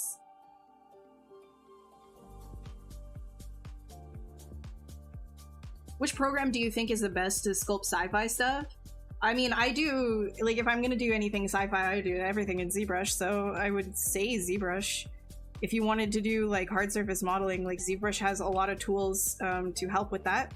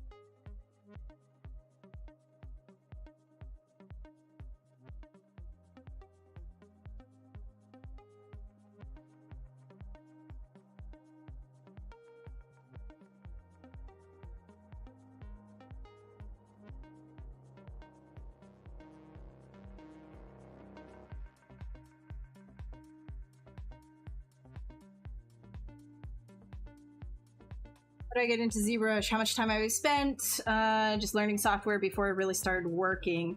Well, when I was learning it, I was in school. I mean, I did like this earlier in the stream, but when I was learning, I was in school and I was just kind of playing around on my own time with it. So I guess a couple of months of just like playing around with it in my own time before I really started making anything that I would say is like even remotely okay, right? Like things were pretty like bad for a while for me. And in general, I think I've been sculpting for like 7 years, something like that.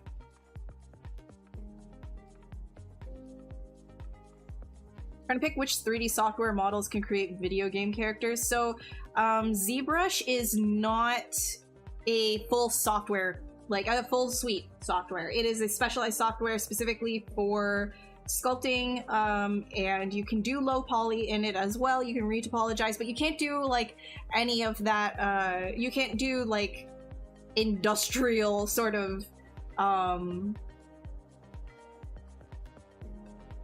surfacing and texture work with it. Like, you're gonna want to use a different program like Substance for that.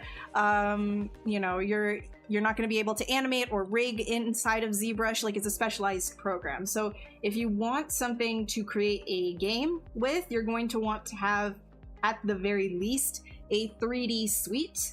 So something that is able to handle every single aspect to some regard, like Maya or Blender or something like that. And then you use ZBrush as a supplement to that to make the characters stronger, better, faster, right? It's a good tool to have. It's an industry standard tool. You know, we all use it in the industry to make our characters, but to actually make them go inside of a game or anything like, you know, in the animation pipeline, you can't stay inside of ZBrush for that.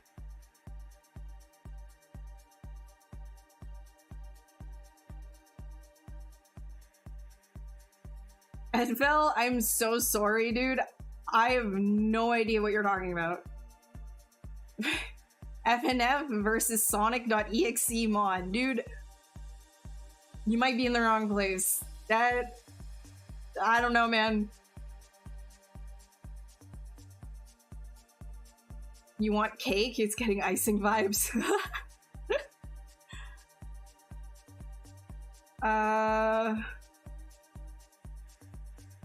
Ashley Loria. Considered sculpting Barry B. Benson? What are you guys talking about? Oh, man.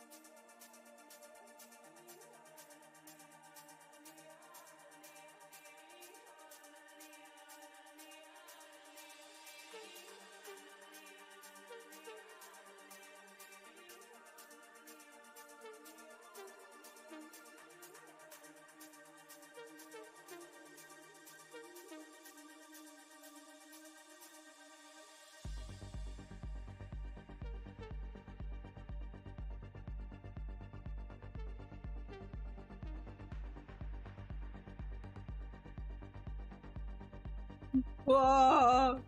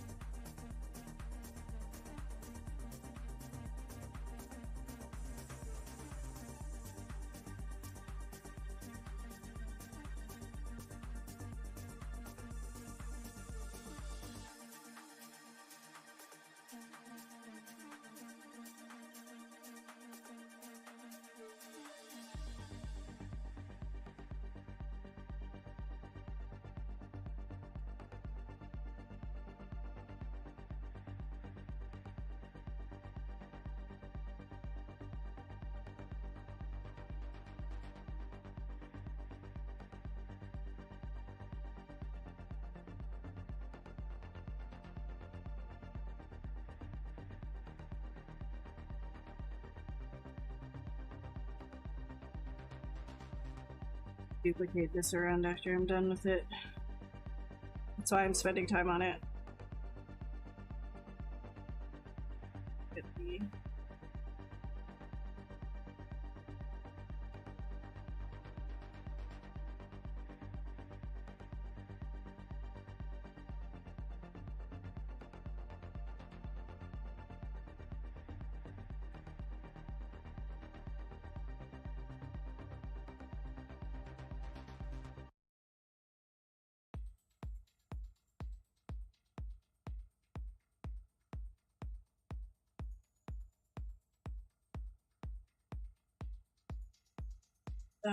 sorry, I'll look in a sec.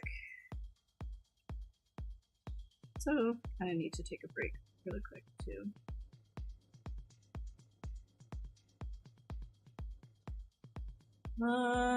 Let's see. Am I gonna get Pokemon Scarlet? No, dude, I'm done with Pokemon. I've been done with Pokemon for a while now. It's kinda done for me.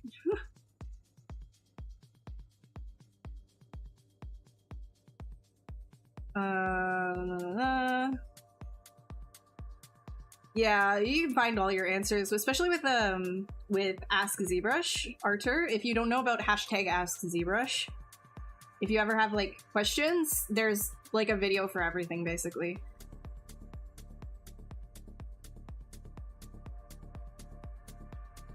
Yeah, it takes some getting used to for sure, but you can also make the UI your own, right? So put all of the buttons that you need around your canvas. It makes it way easier, so you don't have to constantly remember where everything is.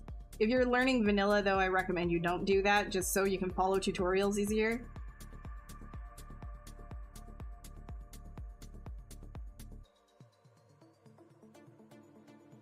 The B word. Nah, man, you can talk about Blender. It doesn't really matter because it's not the same as ZBrush.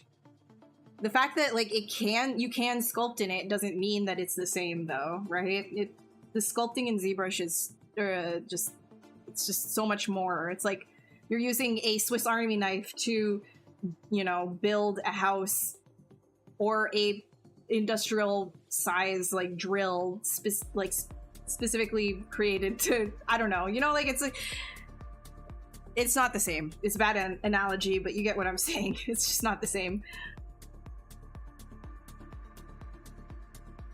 It just starts arguments, yeah, because like people who have only really used Blender, or they got frustrated with ZBrush for whatever reason, they kind of go on a crusade about how it's so much more superior, but that's sort of, it's either biased, it's being too biased, or you're just a little bit ignorant about what each thing does, because there's a use case for everything, right? I mean, like, you can use ZBrush with Blender, right? And that's, like, a lot of artists do that. I mean, Danny Mac used to stream here as well. He uses ZBrush and Blender interchangeably. Even his sculpts, he does things in ZBrush, brings them over to Blender, right?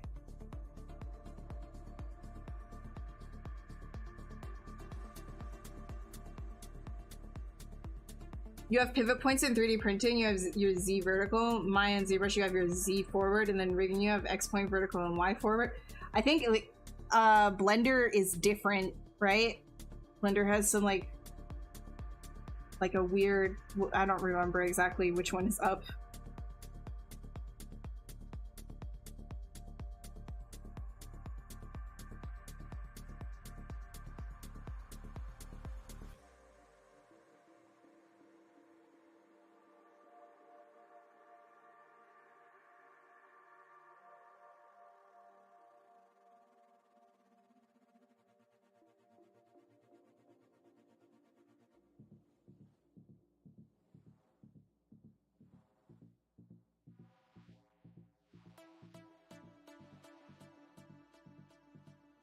Just gonna save this because I have not saved at all.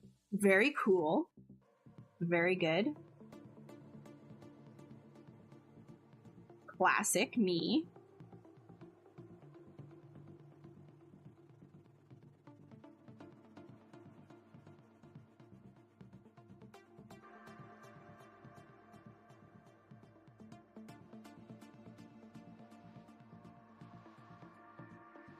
Okay. I'm gonna put this guy here. I'm gonna go and take a quick break, and then I'll be right back. To finish sculpting. Okay? Let me just put the BRB up. And then we'll go for another 2 hours. Alright, I'll be back in just a few minutes.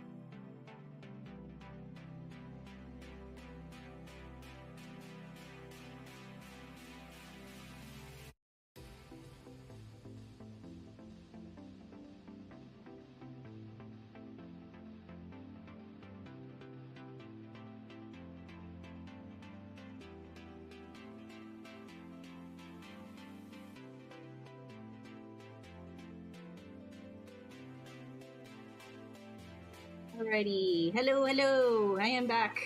I have a dog. I have a Monter. Here's my BRB. Here we go. We're gonna start, we're gonna go for another hour and 45 minutes. Yes, it's Monty McMonty face.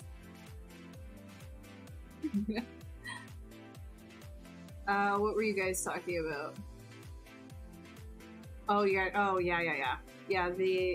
that software requires a lot of, like, they're very, very specific about stuff. I mean, people don't really follow it, right? But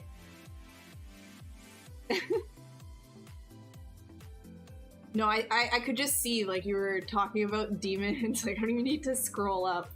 You can see that, what you guys were talking about. I already know which software you're talking about.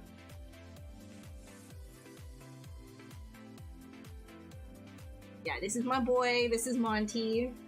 Every time we stream, we get to show the boyo, the potato sack. The big ol'...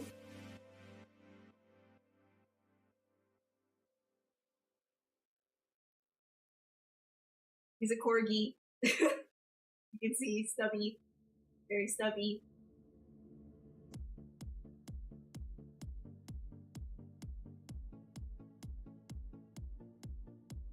And that's about it. He's definitely not related to the royal court. I mean, I guess, like, all the way down the lineage, dogs all kind of come from the ancestors, like a single ancestor, right? It depends on how long you go down. Yeah, he's not as tired. He's looking around. He's curious. Look, bud. Woo. Monty's gonna be the artist.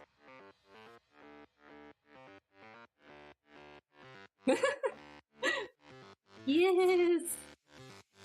Work! Okay. Here you go. Down we go.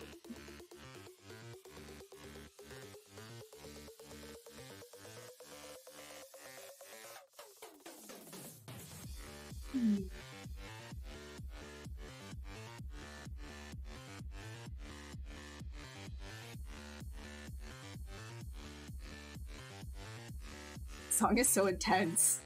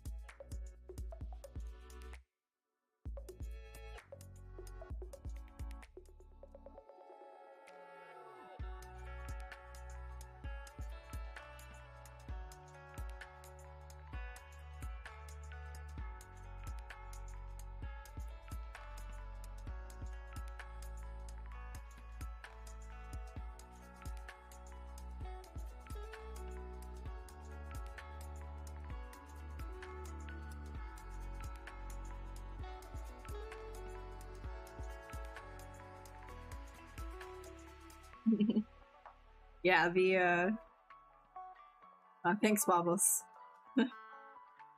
the kibble text. See, if I were getting paid for this, then he would be paying his own bills, wouldn't he? He is he's just volunteering without his without even saying he's gonna be a volunteer. No consent, Monty, he just has to be shown on stream. It's a service.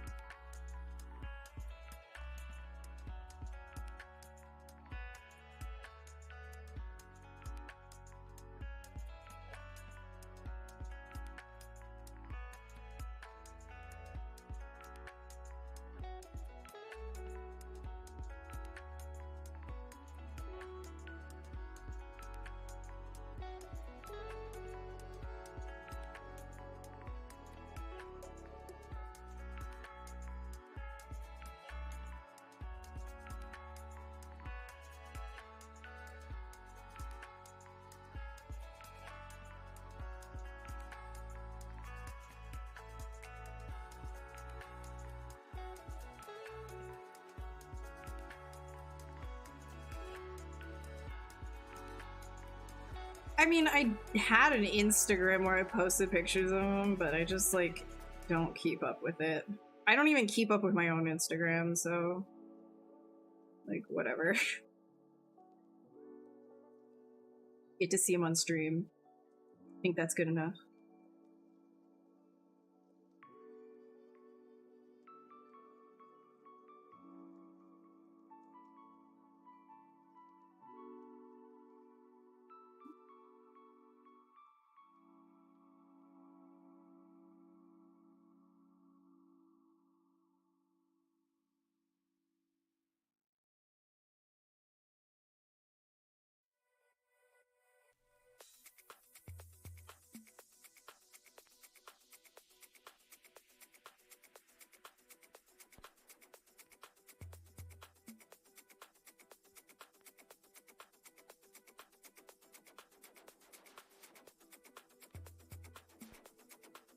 Are you licking my ankles?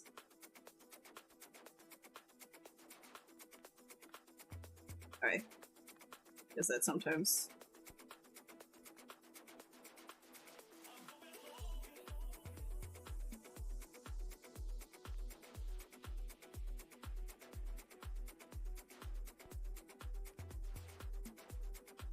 No, he would literally freak out. He doesn't like people.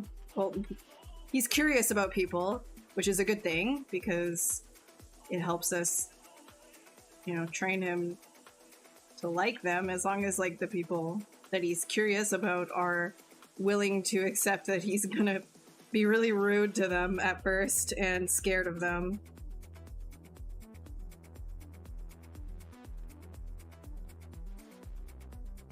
He's a dog with anxiety. Is what it is.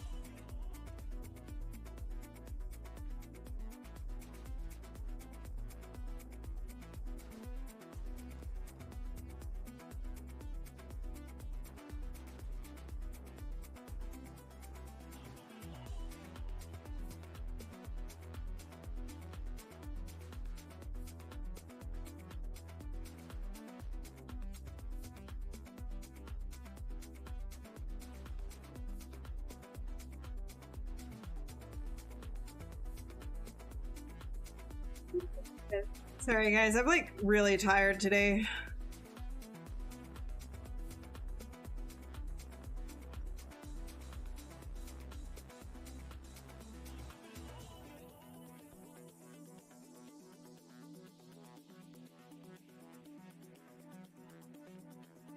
It is easy to do though. You just kind of gotta like turn your brain off and just do swirlies.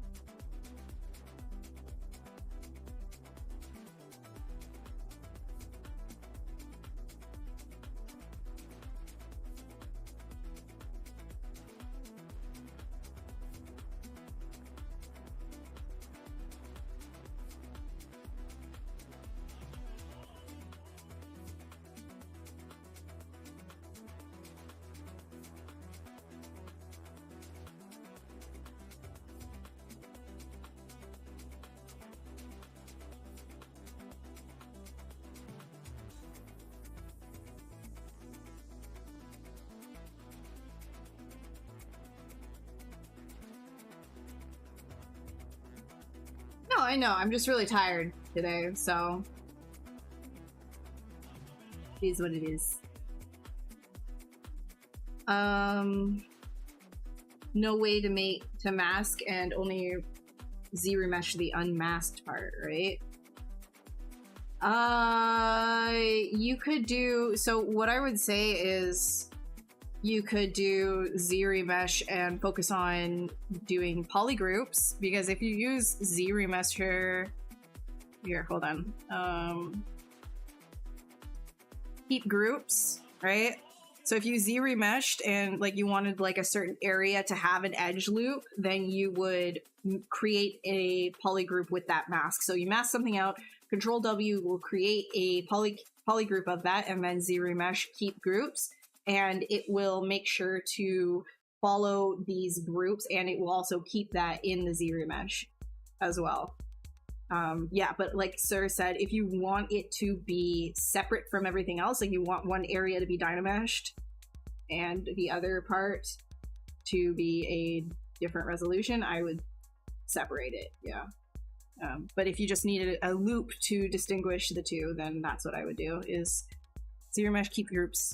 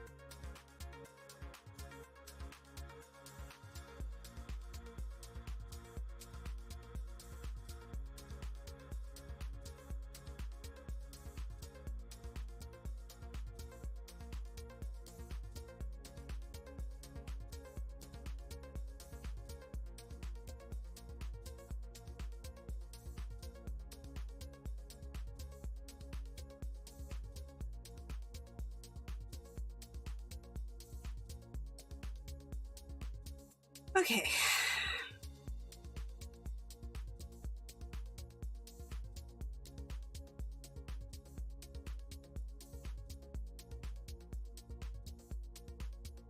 So if anybody who like has any questions, feel free to ask. I'm just kind of sculpting.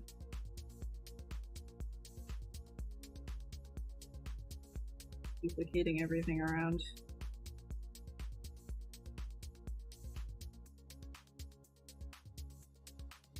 If you're just sketching stuff, it's a good way to just keep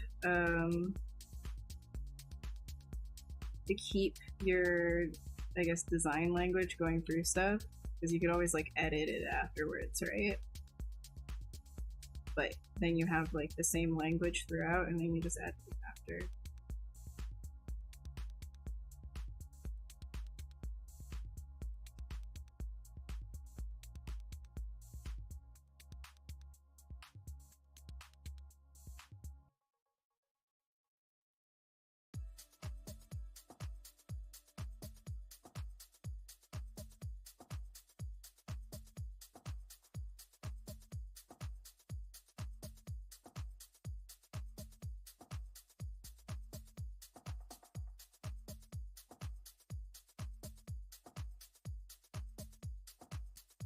Boy, how you doing?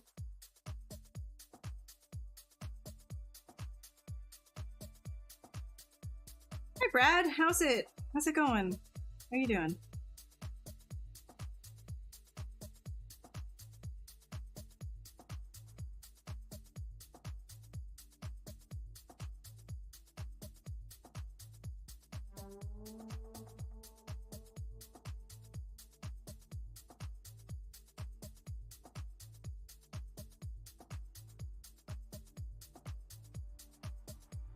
His head's in the clouds, you know?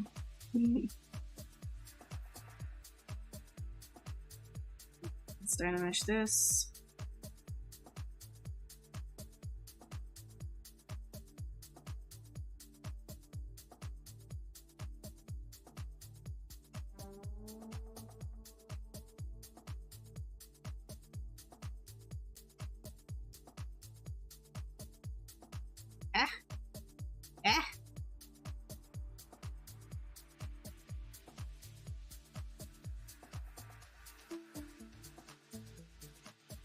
Something that's like really been bugging me is like since I've had COVID, my eyes like do like this weird like crossing thing.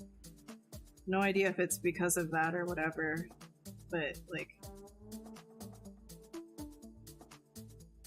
happens occasionally. It's really driving me a little bit nutty.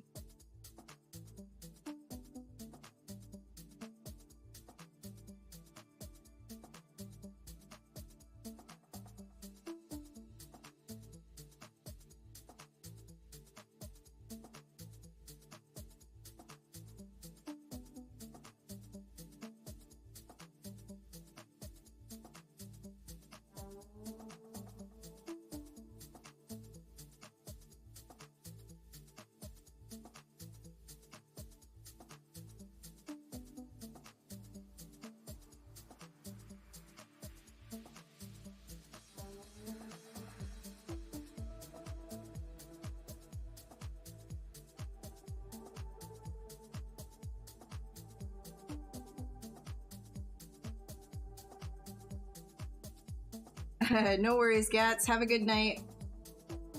My sense of taste and smell wasn't ever affected by it. That really was only with the original strain. It has since mutated, and the strains that you are more likely to get now probably won't affect your taste or smell.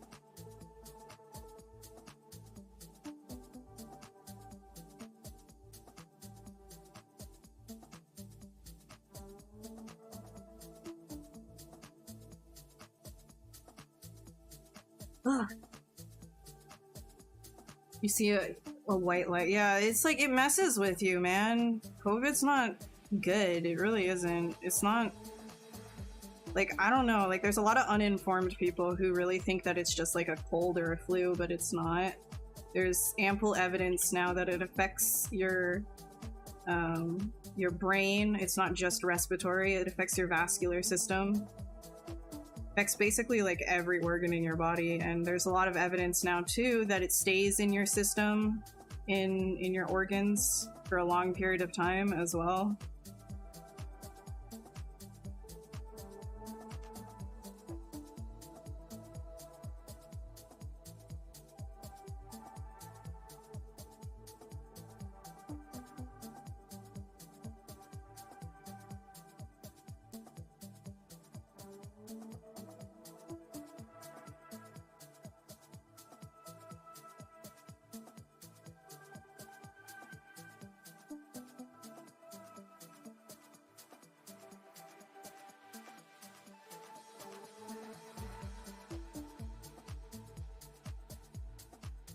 Yeah, I know, Master.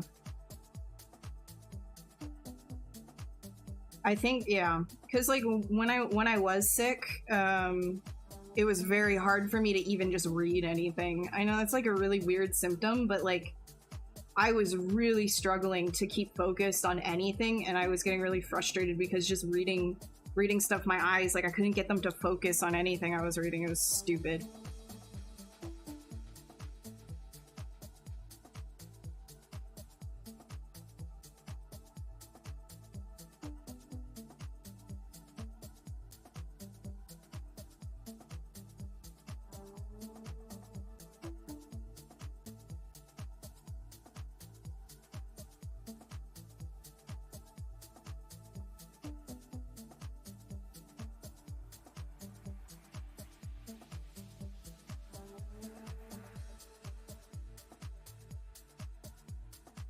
What's up, Skin?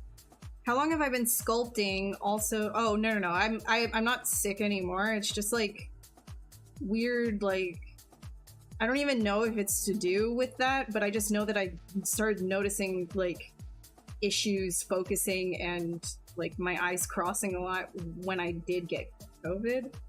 And it still kind of happens here and there, but it's not like as bad as when I was sick, so I don't know. I don't know if it has anything to do with that though. But weird coincidence. Sorry, let's see. I've been sculpting for probably 7 years, maybe 8, I don't know, somewhere in that realm. How long I did. How long is around there, something like that.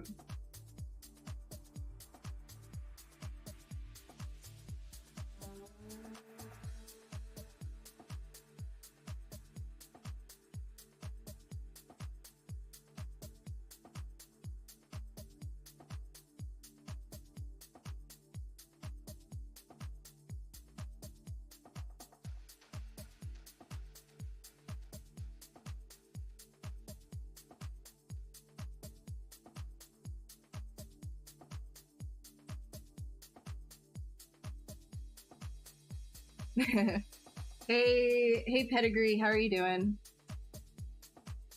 Why are you baby raging? Did Monty give you extra snuggles? I mean, gave me as many snuggles as he wanted to.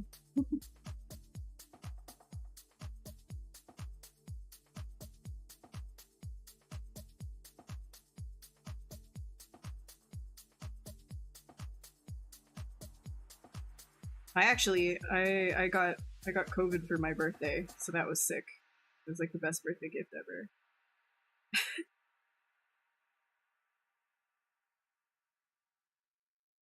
I don't even know how I could have got it, because like I'm literally a hermit. Probably grocery store.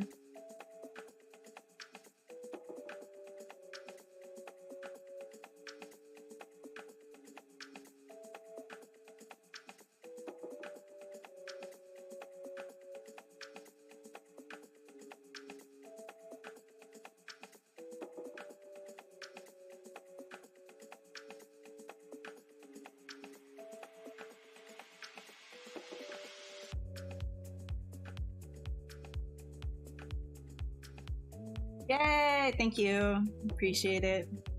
Welcome. Welcome. It's a very like laid back, chill, barely talking kind of stream.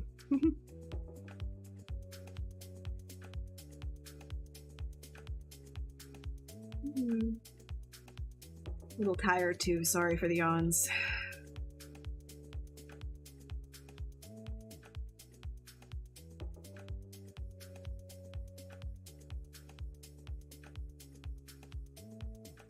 Thank you, wolves. Appreciate it.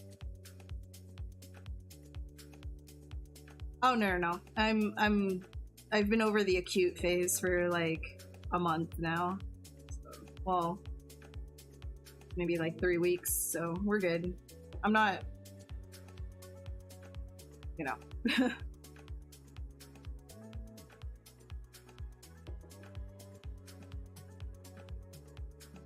Yeah, Master, there's like a lot of like confusion about what to do, and it really sucks like that everything is kind of so confused and all over the place. I'm glad that it worked out for you though, that's really good.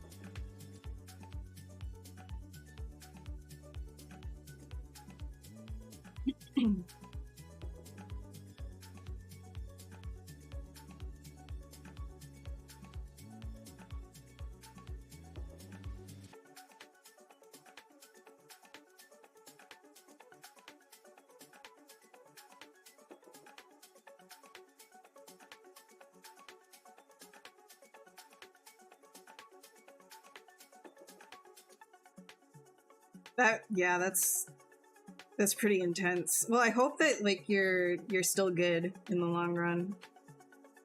I hope I don't get it again, because it's just not a good time. It's not a good time, and the more you get it, the more likely it is you're gonna have longer complications too, so just gonna keep repeating, it's not a cold. Even though people keep saying it's a cold, it's not. Really quite stupid. Stupid disease. Hate it. Sucks. Same, you had the same symptoms, so you had issues with your eyes too, right? Like, it's weird, because I never had that before. And occasionally it still comes, but it's not as like frequent as like when I was like acute issues. The thing that kind of like concerns me, which I'm not sure everybody knows about, is because it affects your vascular system, the lingering effects are actually an increased risk of clotting, and I'm just wondering if perhaps some of that is a brain thing, like clotting and strokes you're at an increased risk for about a year after getting COVID. There's lots of data to prove that too, so it's just like, you know, is the crossed eye shit like, you know what I mean? You can see where I'm just like, let's hope not.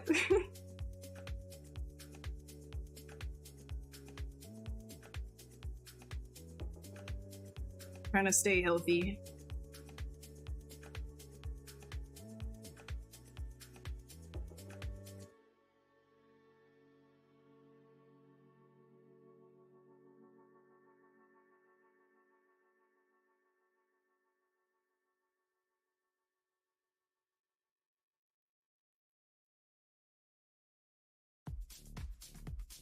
I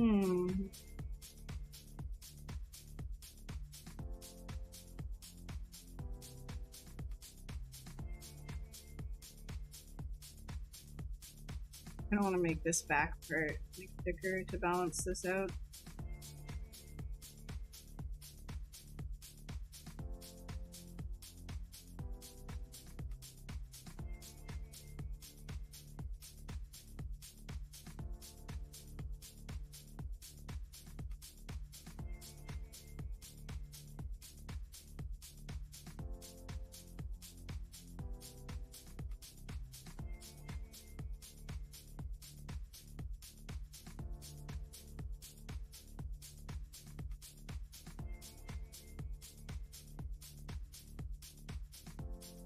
Edvel again with the FNF stuff. I have no idea what you're talking about, dude.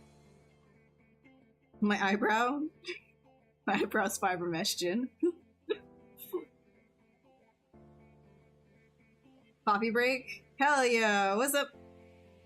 Welcome board.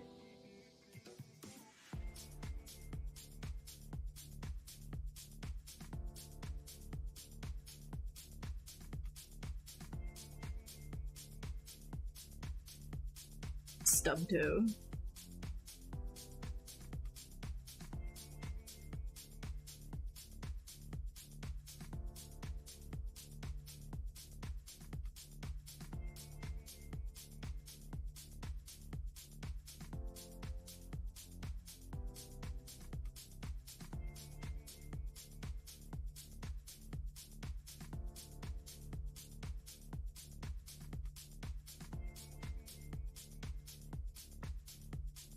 Ew, feet stream for free? For free?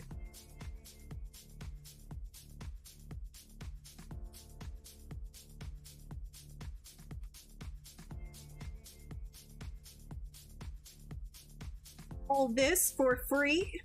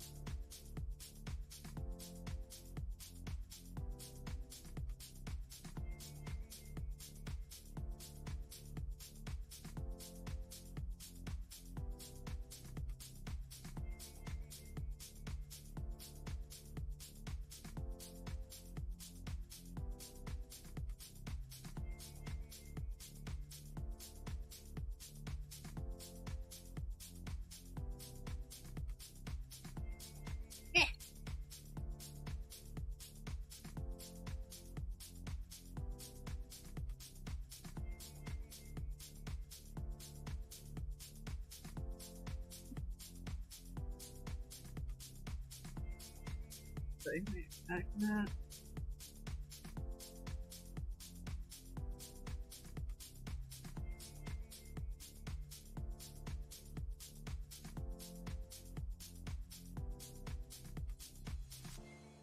Just creating polygroups for them so that I don't have to worry about nothing no how.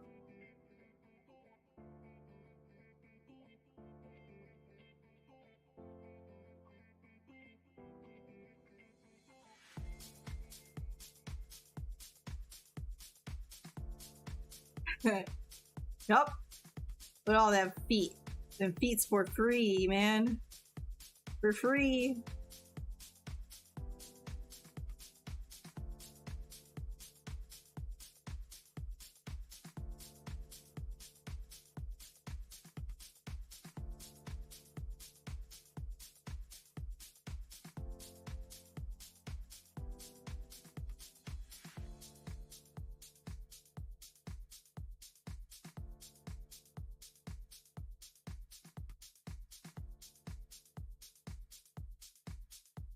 Interactive display model in the last time you wanted to change your intros. Oh yeah.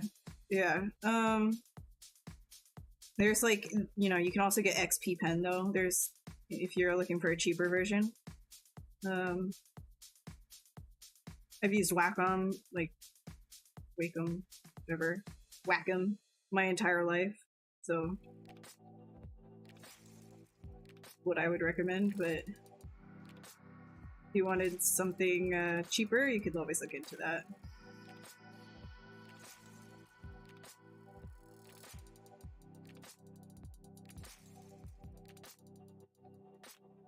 So when you're doing feet, like posing feet, something to remember is your feet has a little bit of a like a hand. You know how it can like do this, right? You can kind of like go from flat to curved. Like the foot can kind of do that a little bit, just a little bit on one side. Like it has like, it also has a similar structure to the hand. It's just extended. So there's a little bit of like a curl that can happen, slight curl anyways. Don't go crazy with it, not like a hand, but a slight roll can happen in the mid part of the foot. You can see that as well if you play around with like the mid part of your foot, like the end part,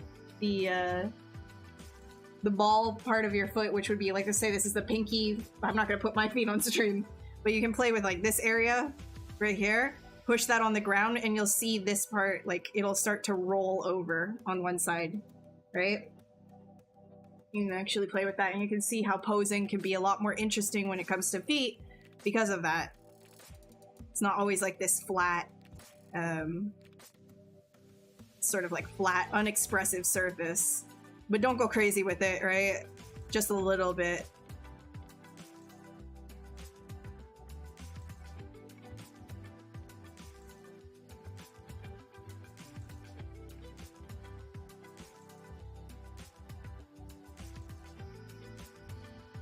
Have a good, yeah, no worries, Pepe. Have a good day yourself.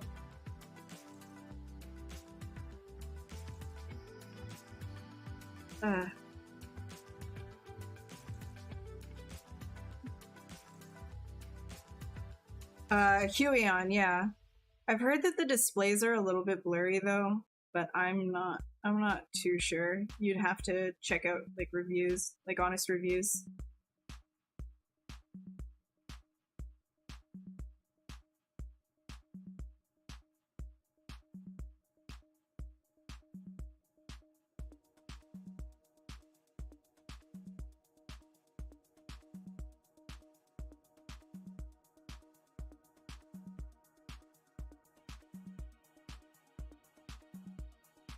Oops.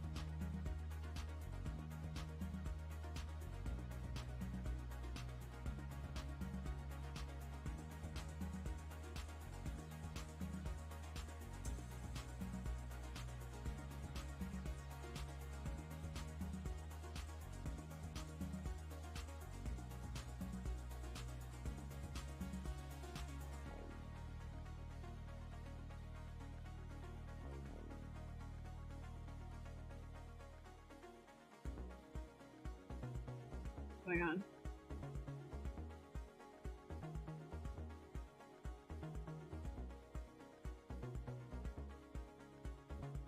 Did I like somehow get rid of that polygroup? Oh, weird. Okay.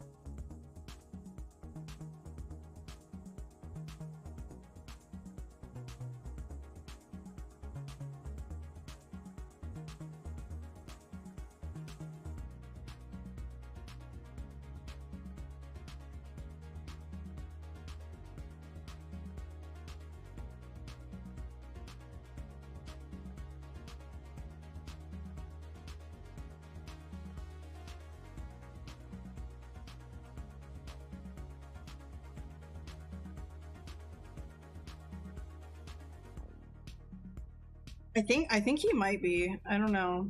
I don't really know why he keeps asking the same thing about Sonic. Or at least I'm assuming it's like a Sonic thing because he was asking about Sonic. Yeah, this is Subdivision. The other step is Dynamesh. But this is because this was like an IMM. I'm using Subdivision because I've got all of these little toes here. So it's better to deal with this without Dynameshing them, because then, you know, if you Dynamesh, then you end up losing all of that in-between toe data.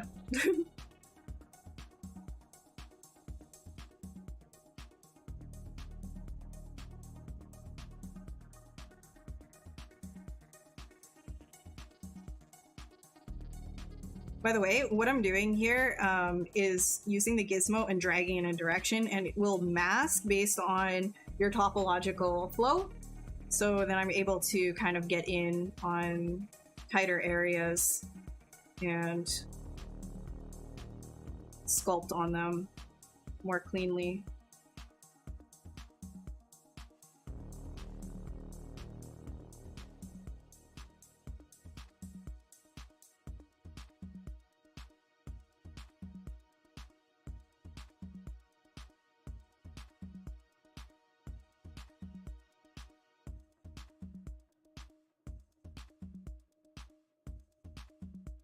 What type of things do you do outside of being an artist to help you stay inspired and motivated? Example, you like to create terrariums and terrarium making. I love watching those videos. That's such a fun, like, relaxing thing. Wow. Yeah, I like outside of, dude, my interests change very, very quickly. If it's not just kind of like trying to learn more about like physics and stuff like that, then I'm usually, which I'm pretty bad at, but it fascinates, like the topic fascinates me anyway, so I usually just read a lot about that. Outside of art, that's really hard. I mean, I've got my dog. My personality is my dog. You know, going for walks, and I have a camera as well, but I guess in a way that's also art. I have a lot of different creative outlets. I work out, not as frequently as I should, but I work out. Cooking sometimes. Games, like, I'm very introverted, like, in terms of, like, like a hermity. Like, I don't do a lot of, like, extroverted stuff. I usually stay in. It's very boring. But I think a lot. Anything that gets me, like, thinking about things is very engaging to me. so.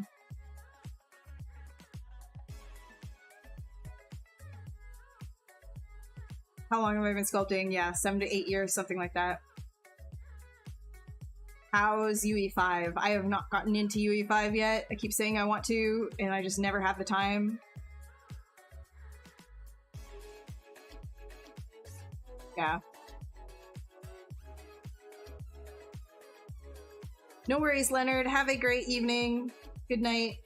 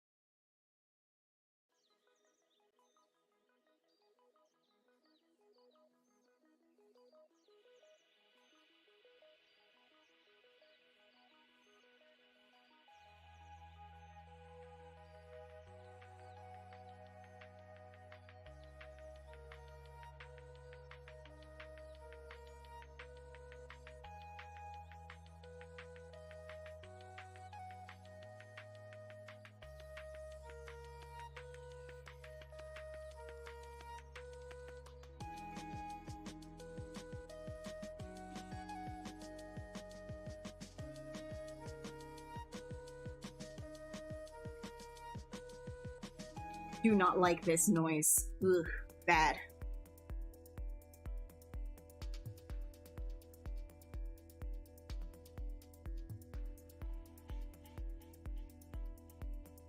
I wonder if the ghosting kinda...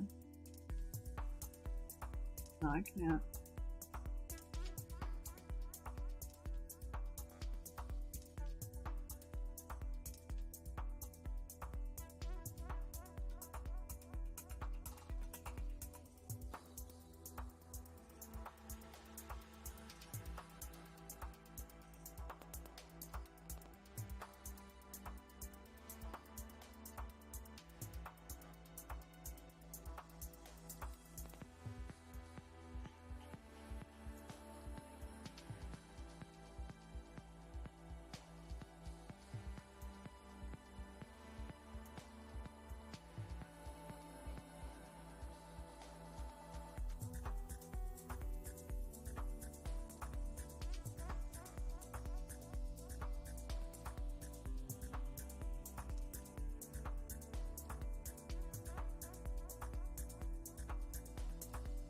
You going too? Rod, I'll see ya.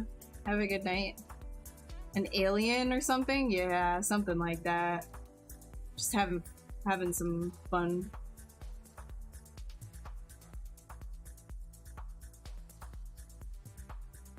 Some YouTube channels you can check out. Yeah, I have Space Time. Yeah, I already watch all of them. I already watch all of them, trust me. Got all of them. One that you might like, actually. Let me get her name.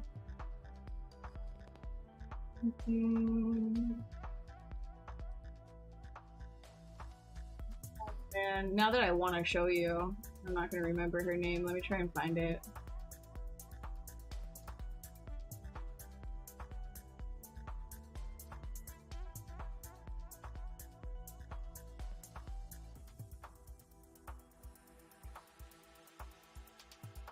Dude, I have way too many people that I'm subscribed to. I'm not gonna be able to find this right now.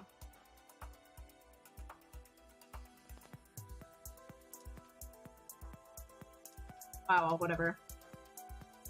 It's cool. scroll forever and not find it.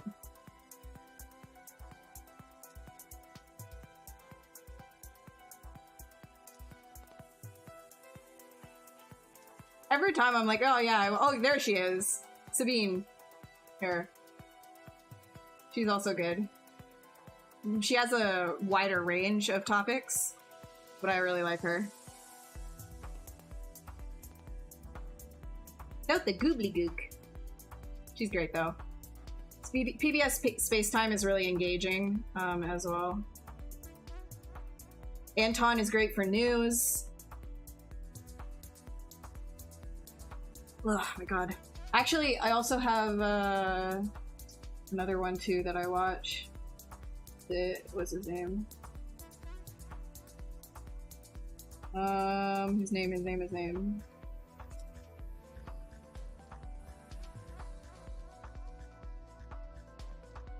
2-Minute Papers is also really good, but that's like a wider topics. Oh my god.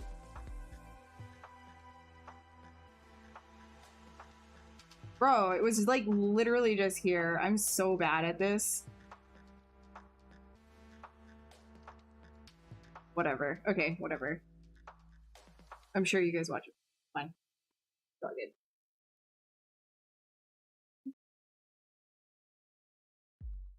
So annoying. Elden Ring? Yeah, I played like 300 hours or something like that. Oh my god. I liked it too much. It's annoying. The first time I beat it, my ending was dung. Like, come on, why do I have to go with dung? Why is dung my first one? Why'd I do this? I chose dung.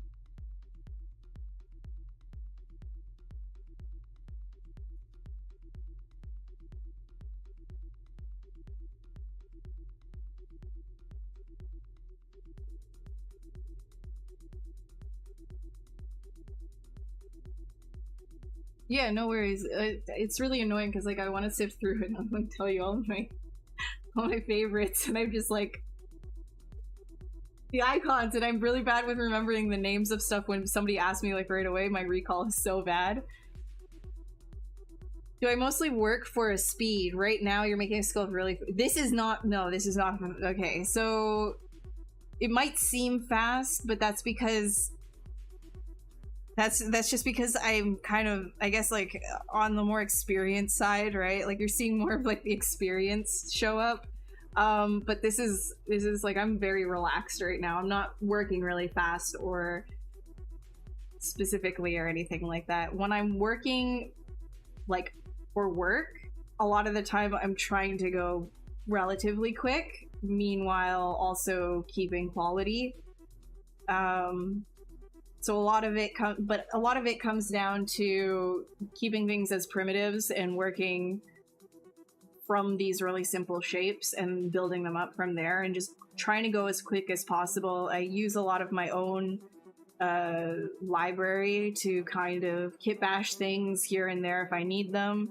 Like, even if something is stylized, if you have like if you did a stylized hand for one project, you could easily modify that for a new project, but the hand is already there, right? You no need to like do everything from scratch if it's possible to do that anyways. Some things you need to do from scratch. But yeah, usually I'm not specifically thinking like I have to go fast though, because that really ruins a lot of the creative process. The speed comes over time, over a lot of practice. Like I sculpt and draw, like that's literally my life, right? So if you're doing it all the time, constantly learning and just practicing, you're going to get faster at it naturally. So yes, you do want to work on being faster, but it shouldn't be your main thing because a lot of it will come naturally. Like, don't put so much weight on going fast that you don't improve your actual work itself. The finger readings. Oh, yeah, true. Yeah. Yeah, it does look like that, doesn't it?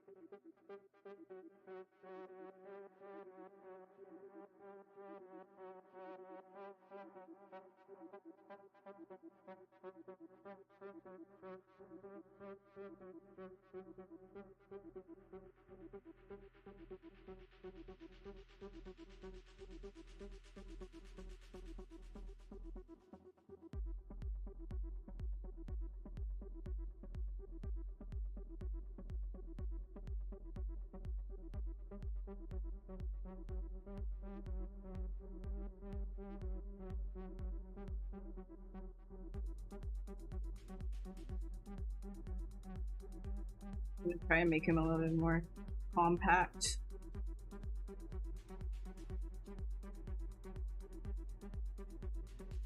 I think this and this, we can merge these.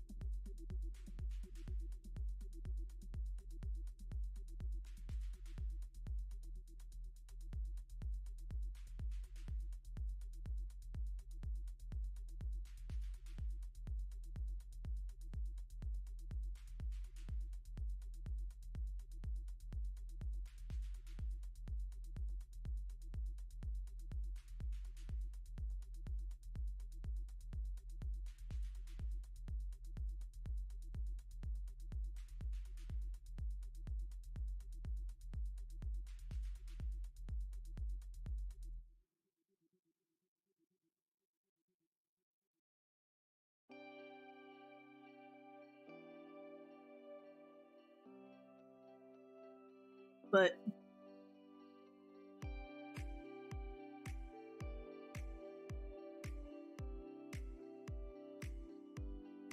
I'm sculpting a butt.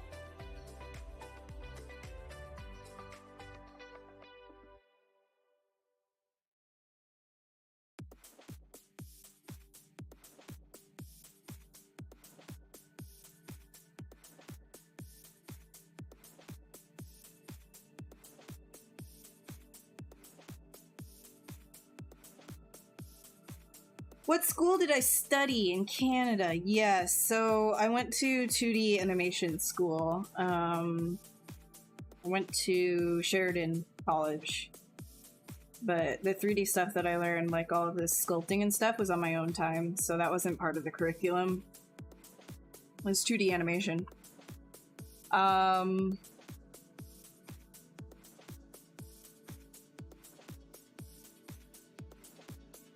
You're faster than hell? Oh. I mean, you know, everybody has their own speed, right? And things do get faster the more you work at it. It's just a natural process. So you can, you know, it's hard not to compare yourself to artists that you see online. You're like, oh my gosh, like you're crazy, like you're doing something so fast. But also keep in mind circumstances too. Like not everybody is like me, where you have time to literally dedicate, like it's a vocation basically, right? Art becomes a vocation. Some people, you know, it's not realistic. There's a lot of different situations that everybody lives in, and if it's not the same level of time that you're putting into it, you don't need to beat yourself up and, you know, pressure yourself to be as fast as somebody who, that's all they do, you know, because it's just unrealistic. So you just kind of have to find like where, like what makes you happy in your circumstance and everything to do with that. And if you're trying to get into the industry, look at what does a junior portfolio look like? You know, how can you get to that stage as well? Worrying about speed, like I would say the best thing is like don't take a year to make something, right? Usual timelines, like I've heard of it being super, super tight, of only a few weeks in certain pipelines to get a character done. But some, like, you know, AAA studios would spend like up to 6 months sometimes on one character. So it really just depends on where you're going to be working and things like that. And I think the main thing to focus on is just always just try your best, try to get better. Don't concentrate on being the fastest you can be. Concentrate on just making, you know, different decisions. Like if you're done a project, come back with fresh eyes, look at it and be critical of yourself. Don't hate yourself for the project, but look at it and be like, is there something here that I could do better? If you say yes, like you're looking at something, that means that your eye is improving. That's a good thing. Being critical of your work is the first step to improving your own work, and figuring out exactly what it is that you want to get better at, and then purposely tackling that weak point. So maybe it's like, oh, well, my feet weren't super great in my sculpt that I just did. Go out of your way and do feet. Draw feet, sculpt feet, paint feet, whatever it is, do some feet. It's uncomfortable. It makes you feel like, you know, you're not good. But the more of it that you do, you're going to start learning it. And all of a sudden it becomes less of something you hate doing and something that you think you're bad at, and now it's more of a strength, and you keep improving that way, right? Is you just pick like little things as you can to make yourself better. And when all of this knowledge starts piling on itself, you don't have to constantly be asking, is this right? Is this right? Is this right? And that means you will automatically get faster as time goes, right? Because you're not constantly second guessing things. You know what something looks like. You've practiced that thing. That means you'll be faster at it, right? So don't worry so much about speed. Worry about being positively critical of your own work. And that's a very important distinction to make, is don't be negative about your work. Everybody starts somewhere. Everybody's getting better. This is a thing that all juniors go through, and a lot of seniors too. Like, you know, we're still, like, even people who've been doing art for 40 years, right? You still look at your art and sometimes you can feel like you haven't done the best that you could. But it's important to know that that's like a negative way of thinking about things, because you don't look back at everything that you've done already and all of these failures, all of this stuff that you've been doing. It's all making you better. And so looking at your current work and saying, like, feeling negative about it, try to reframe. Think about everything that you've done to get to that point, and how that specific thing that you just did, like this piece of art that you just did, is one of those things that's going to take you in another 5 years. You're going to look back and it'll be one of those things that took you to your new spot that you're in. As long as you're looking at things to find a way to improve in your art, you're going to keep progressing. and it will keep making you faster. So don't be negatively critical of yourself, be positively critical in the sense that you will get better. You notice something wrong with your work. That is already a step in the right direction, and now you just need to do more of that thing that makes you uncomfortable, because it will make you faster, it will make you better, etc., etc.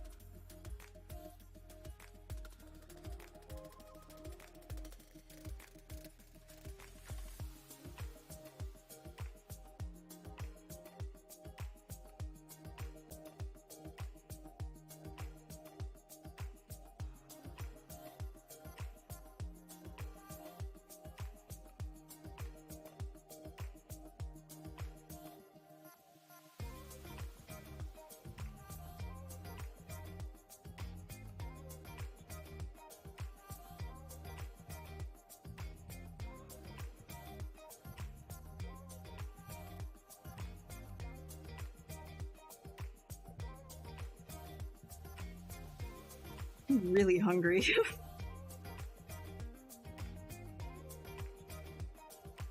We've got a half an hour left. I'm gonna eat after this.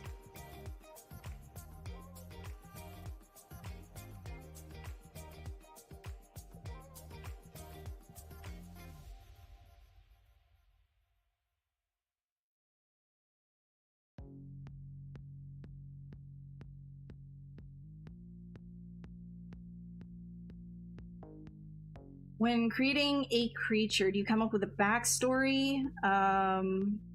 What the heck? Did my...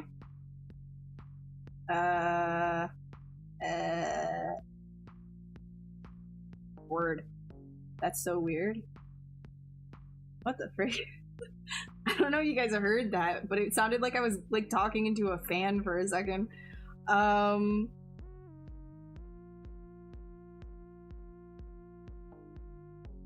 Do I come up with a backstory, environment, culture, or lore that inspires the piece you're working on before or during the creative process? Sometimes it has some sort of like a purpose to it, but something like this, like, I didn't come up with anything. Like, I just literally started making shapes and did it, you know, just mind, you know? But sometimes, yeah, I come up with some stuff, or I'll create something and come up with a backstory for it afterwards, and then go back in and adjust the creature according to the new backstory that I made and stuff like that. Sometimes that happens, but it's kind of like a mixed bag of everything. A nice game studio in Toronto. I haven't worked in any game studios in Toronto, so my recommendations wouldn't really be like I've worked there or anything. There's a few game studios in Toronto though. Yeah, no worries, Rhiannon. Have a good evening. What area of 3D would you say your primary skill lies? High poly, hard surface, texturing, concept work? Yeah, I would say, yeah, so high poly, so that's like weird, right? Because sometimes I do high poly stuff, but a lot of the time it's like, yeah, I'll just say concept. Like viz dev, right? Anything that falls under viz dev is where I'm at. And that can include high poly, that can include hard surface, right? So it's kind of like weird. Like, what am I best at? I guess like the initial like ideation. probably, maybe. Like, polish, I mean, I guess I could be like faster at polish. I probably could be faster at polishing. Game studio in Canada? There's a whole bunch of game studios in Canada. I don't work in games. I do not work in games.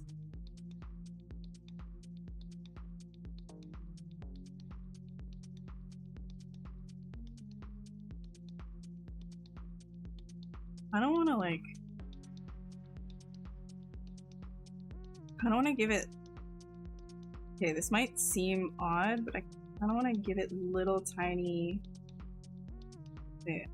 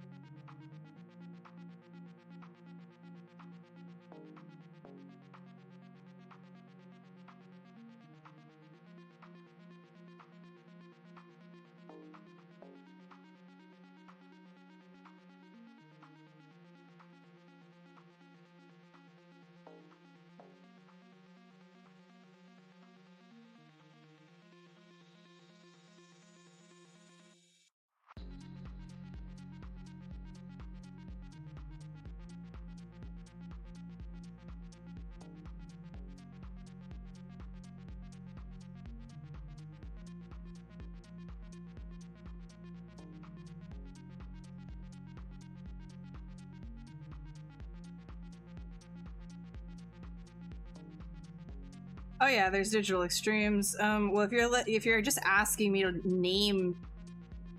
name studios, yeah, there's digital extremes. There's Ubisoft.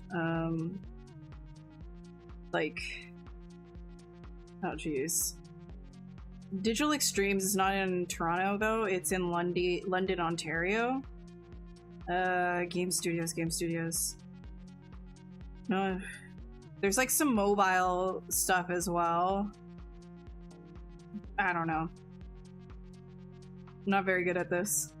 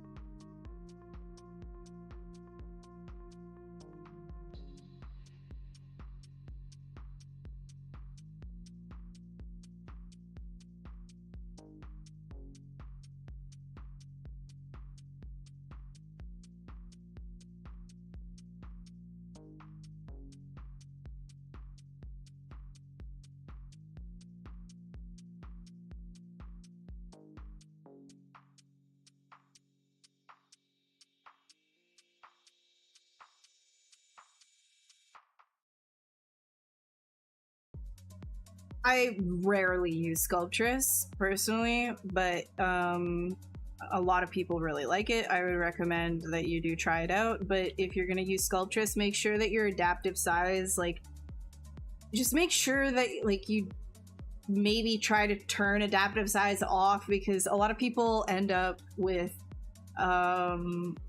really intense like overload of polygons really fast. I would play around with a low subdivide size at first to see how it works. Especially depends on your equipment, like your computer. If you don't have like a really high-end computer, you could overload your system pretty quickly because it's kind of just constantly adding in geometry, like a whole lot of it, right?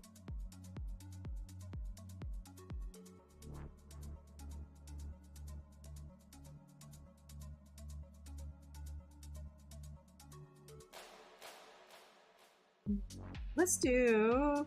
I mean, I could work on the hands and stuff, but I'm like, eh.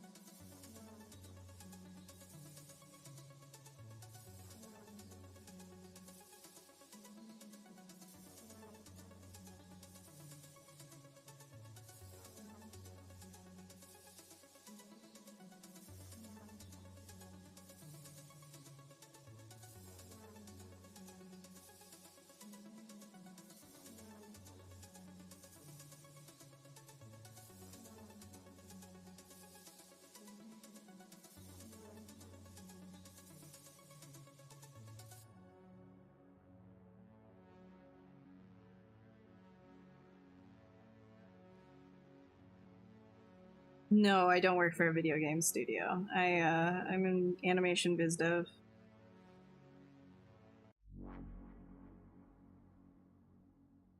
A lot of the creatures that I do on stream, it's just like personal art, so not really what I do for work.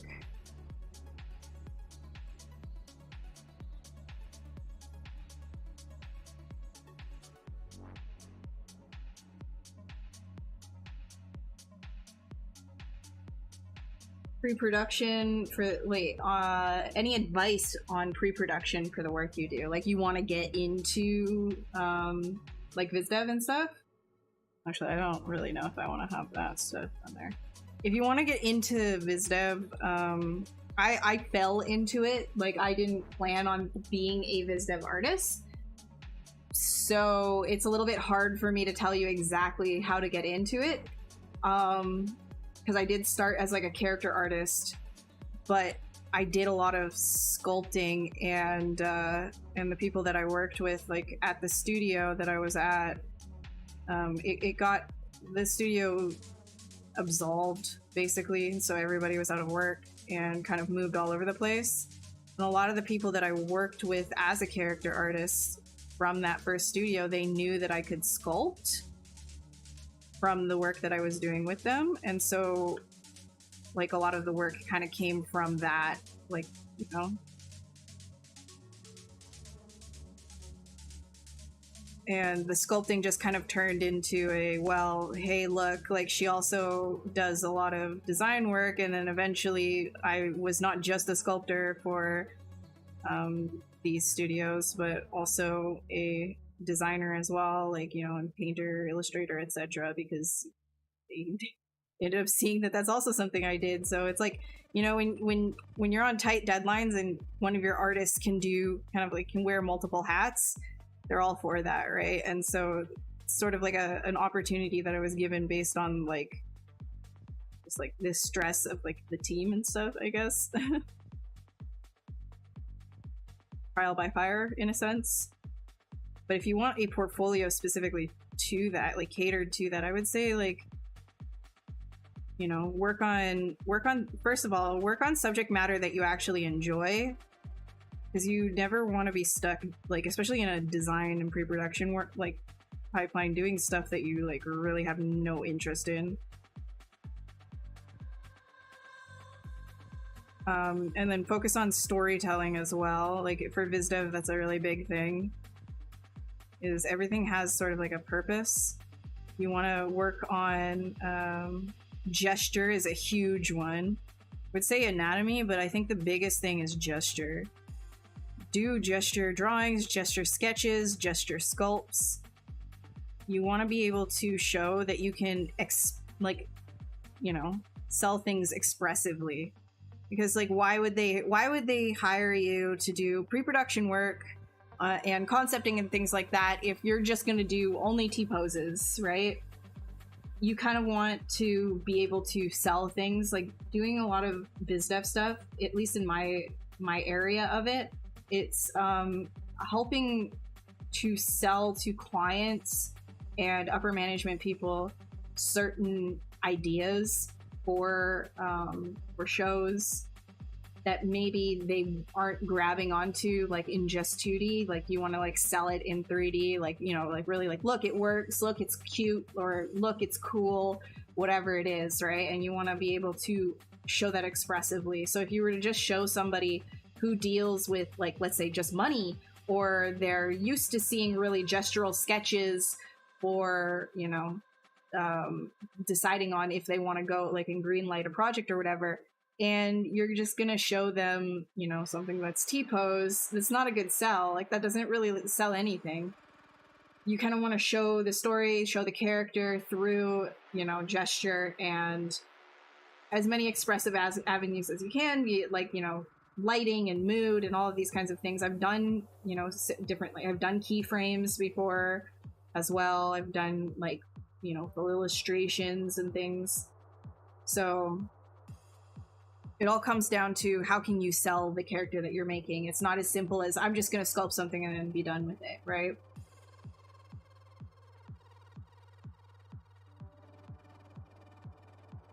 But I absolutely would focus on gesture. If you're focusing on sculpting for concept, focus on gesture. Really get into that.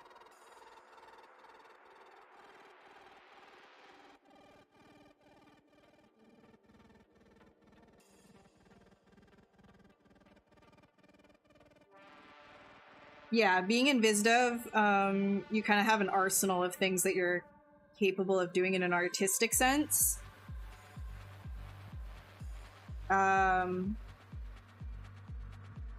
Technically speaking, like if you're just like in the more technical aspect, you know, VizDev is such like a big umbrella term that it's hard for me to like really talk about this. Like I really need to like sit down and think about how to communicate this properly, because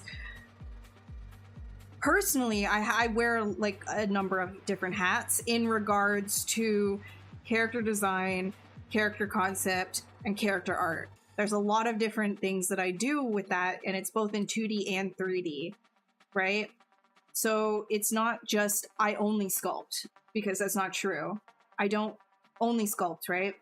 When I first started as a character artist, even, that range of skills was still there, but it was more focused on just the model itself rather than the final output of things. You know, because a lot of stuff that I do now, a lot of it is like final frame. Like, what's that gonna look down the line, right? Like, if you were to light and render this character and then do some different like surfacing passes, but you don't have to. So for me, like, doing like surfacing passes in Substance, like final, like, you know, everything's UV'd and then put it into Substance and then, you know, do a bunch of iterations that way. Like, you can do that, or you can just do a quick turnaround in Keyshot on something like this, and then if you're able to paint, just quickly do iterations on top of that, and then they can choose instead of going through the entire process of fully texturing something. So that's sort of another thing that's in that set of skills, right? Is just your ability to paint and kind of demonstrate different ideas and iterations on top of things. It's honestly a grab bag of whatever they need to sell the project that they're trying to get greenlit, right? That's really it.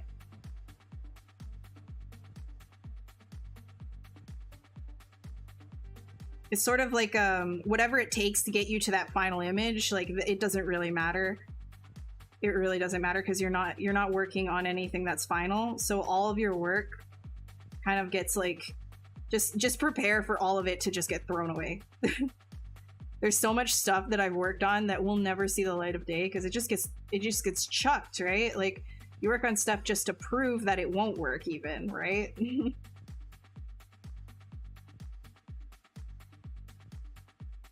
In the end, it's like, it's not your choice either. It's, you know, what goes into these shows. It's the people making the final decision, so you have to respect that. You have to just like get comfortable with throwing away a lot of work. It's just the nature of it. Just go thing to thing to thing to thing.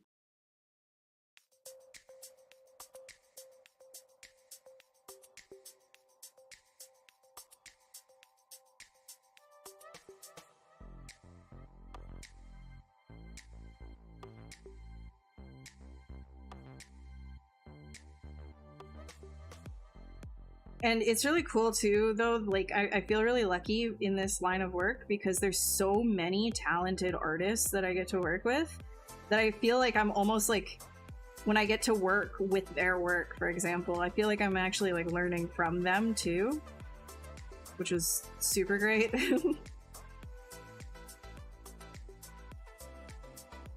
But it's a lot less in the technical field. It's much more in the, like, I work in the art department, right? I don't work in assets, I work in art. Which assets, you know, I would still say is art, but usually they make a distinction.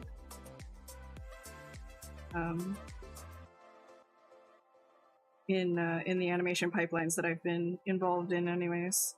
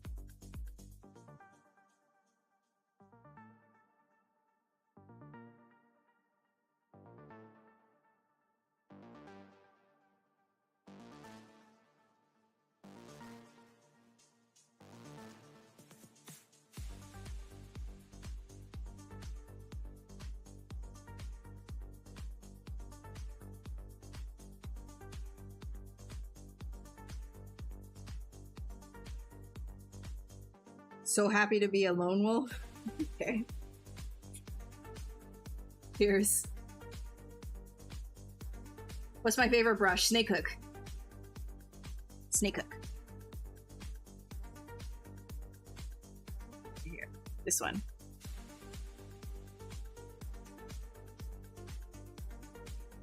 If I had to do a whole sculpt with just snake hook and masking, I would.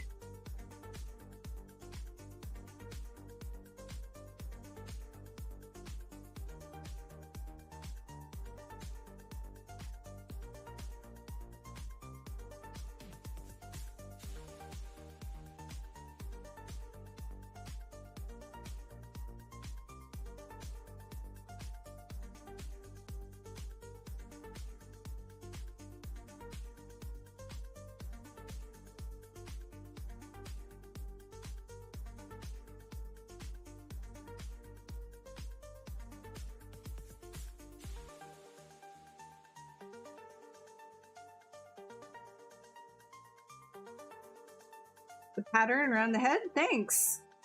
Yeah, I've been really chill today, though, Angus, so you can just skim, because I was really talking. I'm really happy that it helps, though. That's great. Yeah, I feel like it would be a fun challenge. I feel like I would love it. I would love it, because I could do it. I could do it. Because it's basically my workflow anyways. Maybe I should start a challenge. For everybody who doesn't want to do Inktober, it'll be the Sculptober challenge.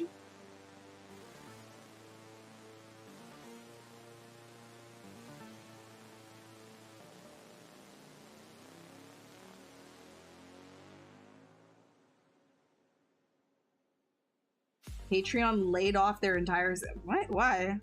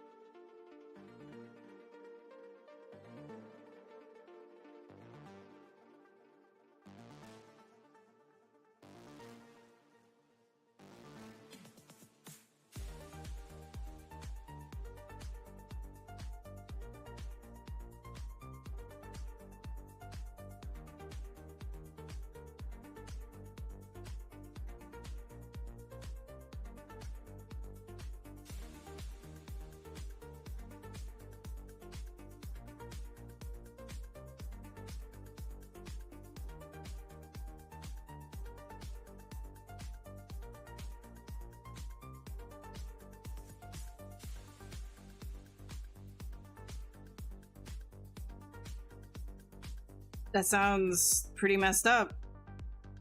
So, like, for, like, laying off an entire team, this just sounds really, like, messy, no matter what. Sucks.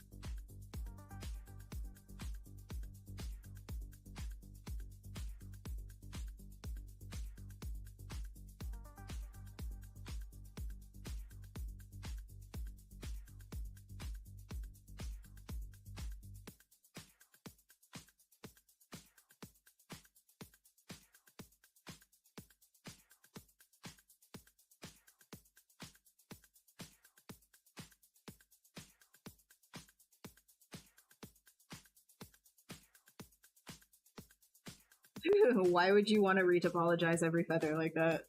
It'd be so stupid.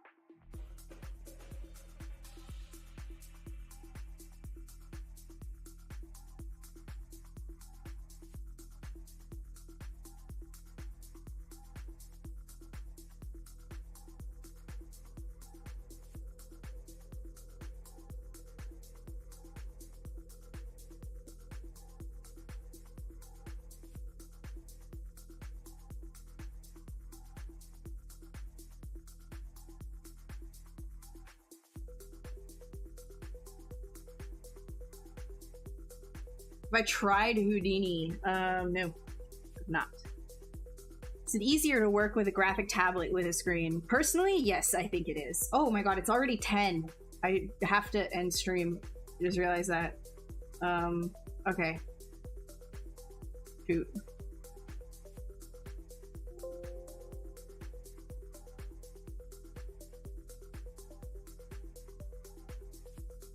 Okay, let me put this guy on here. This.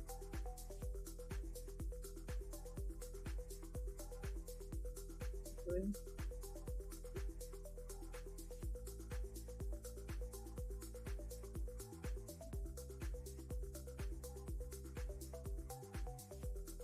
we go. That was what we made today. Thank you guys so much for hanging out. If you have any questions or anything, I know I wasn't very talkative today, but if you're, if you wanted to ask something but didn't get around to it, feel free to follow any of my socials. My DMs are open if you need to ask something or you want me to take a look at something or anything. DMs are always open. I will be here next Wednesday, regular thing.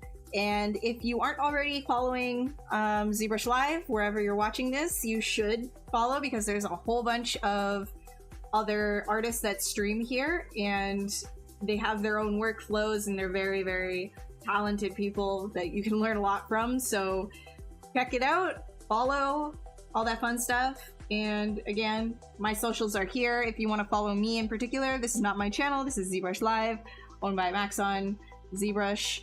So yeah, I will see you guys in the next one. Have a good night. Bye-bye.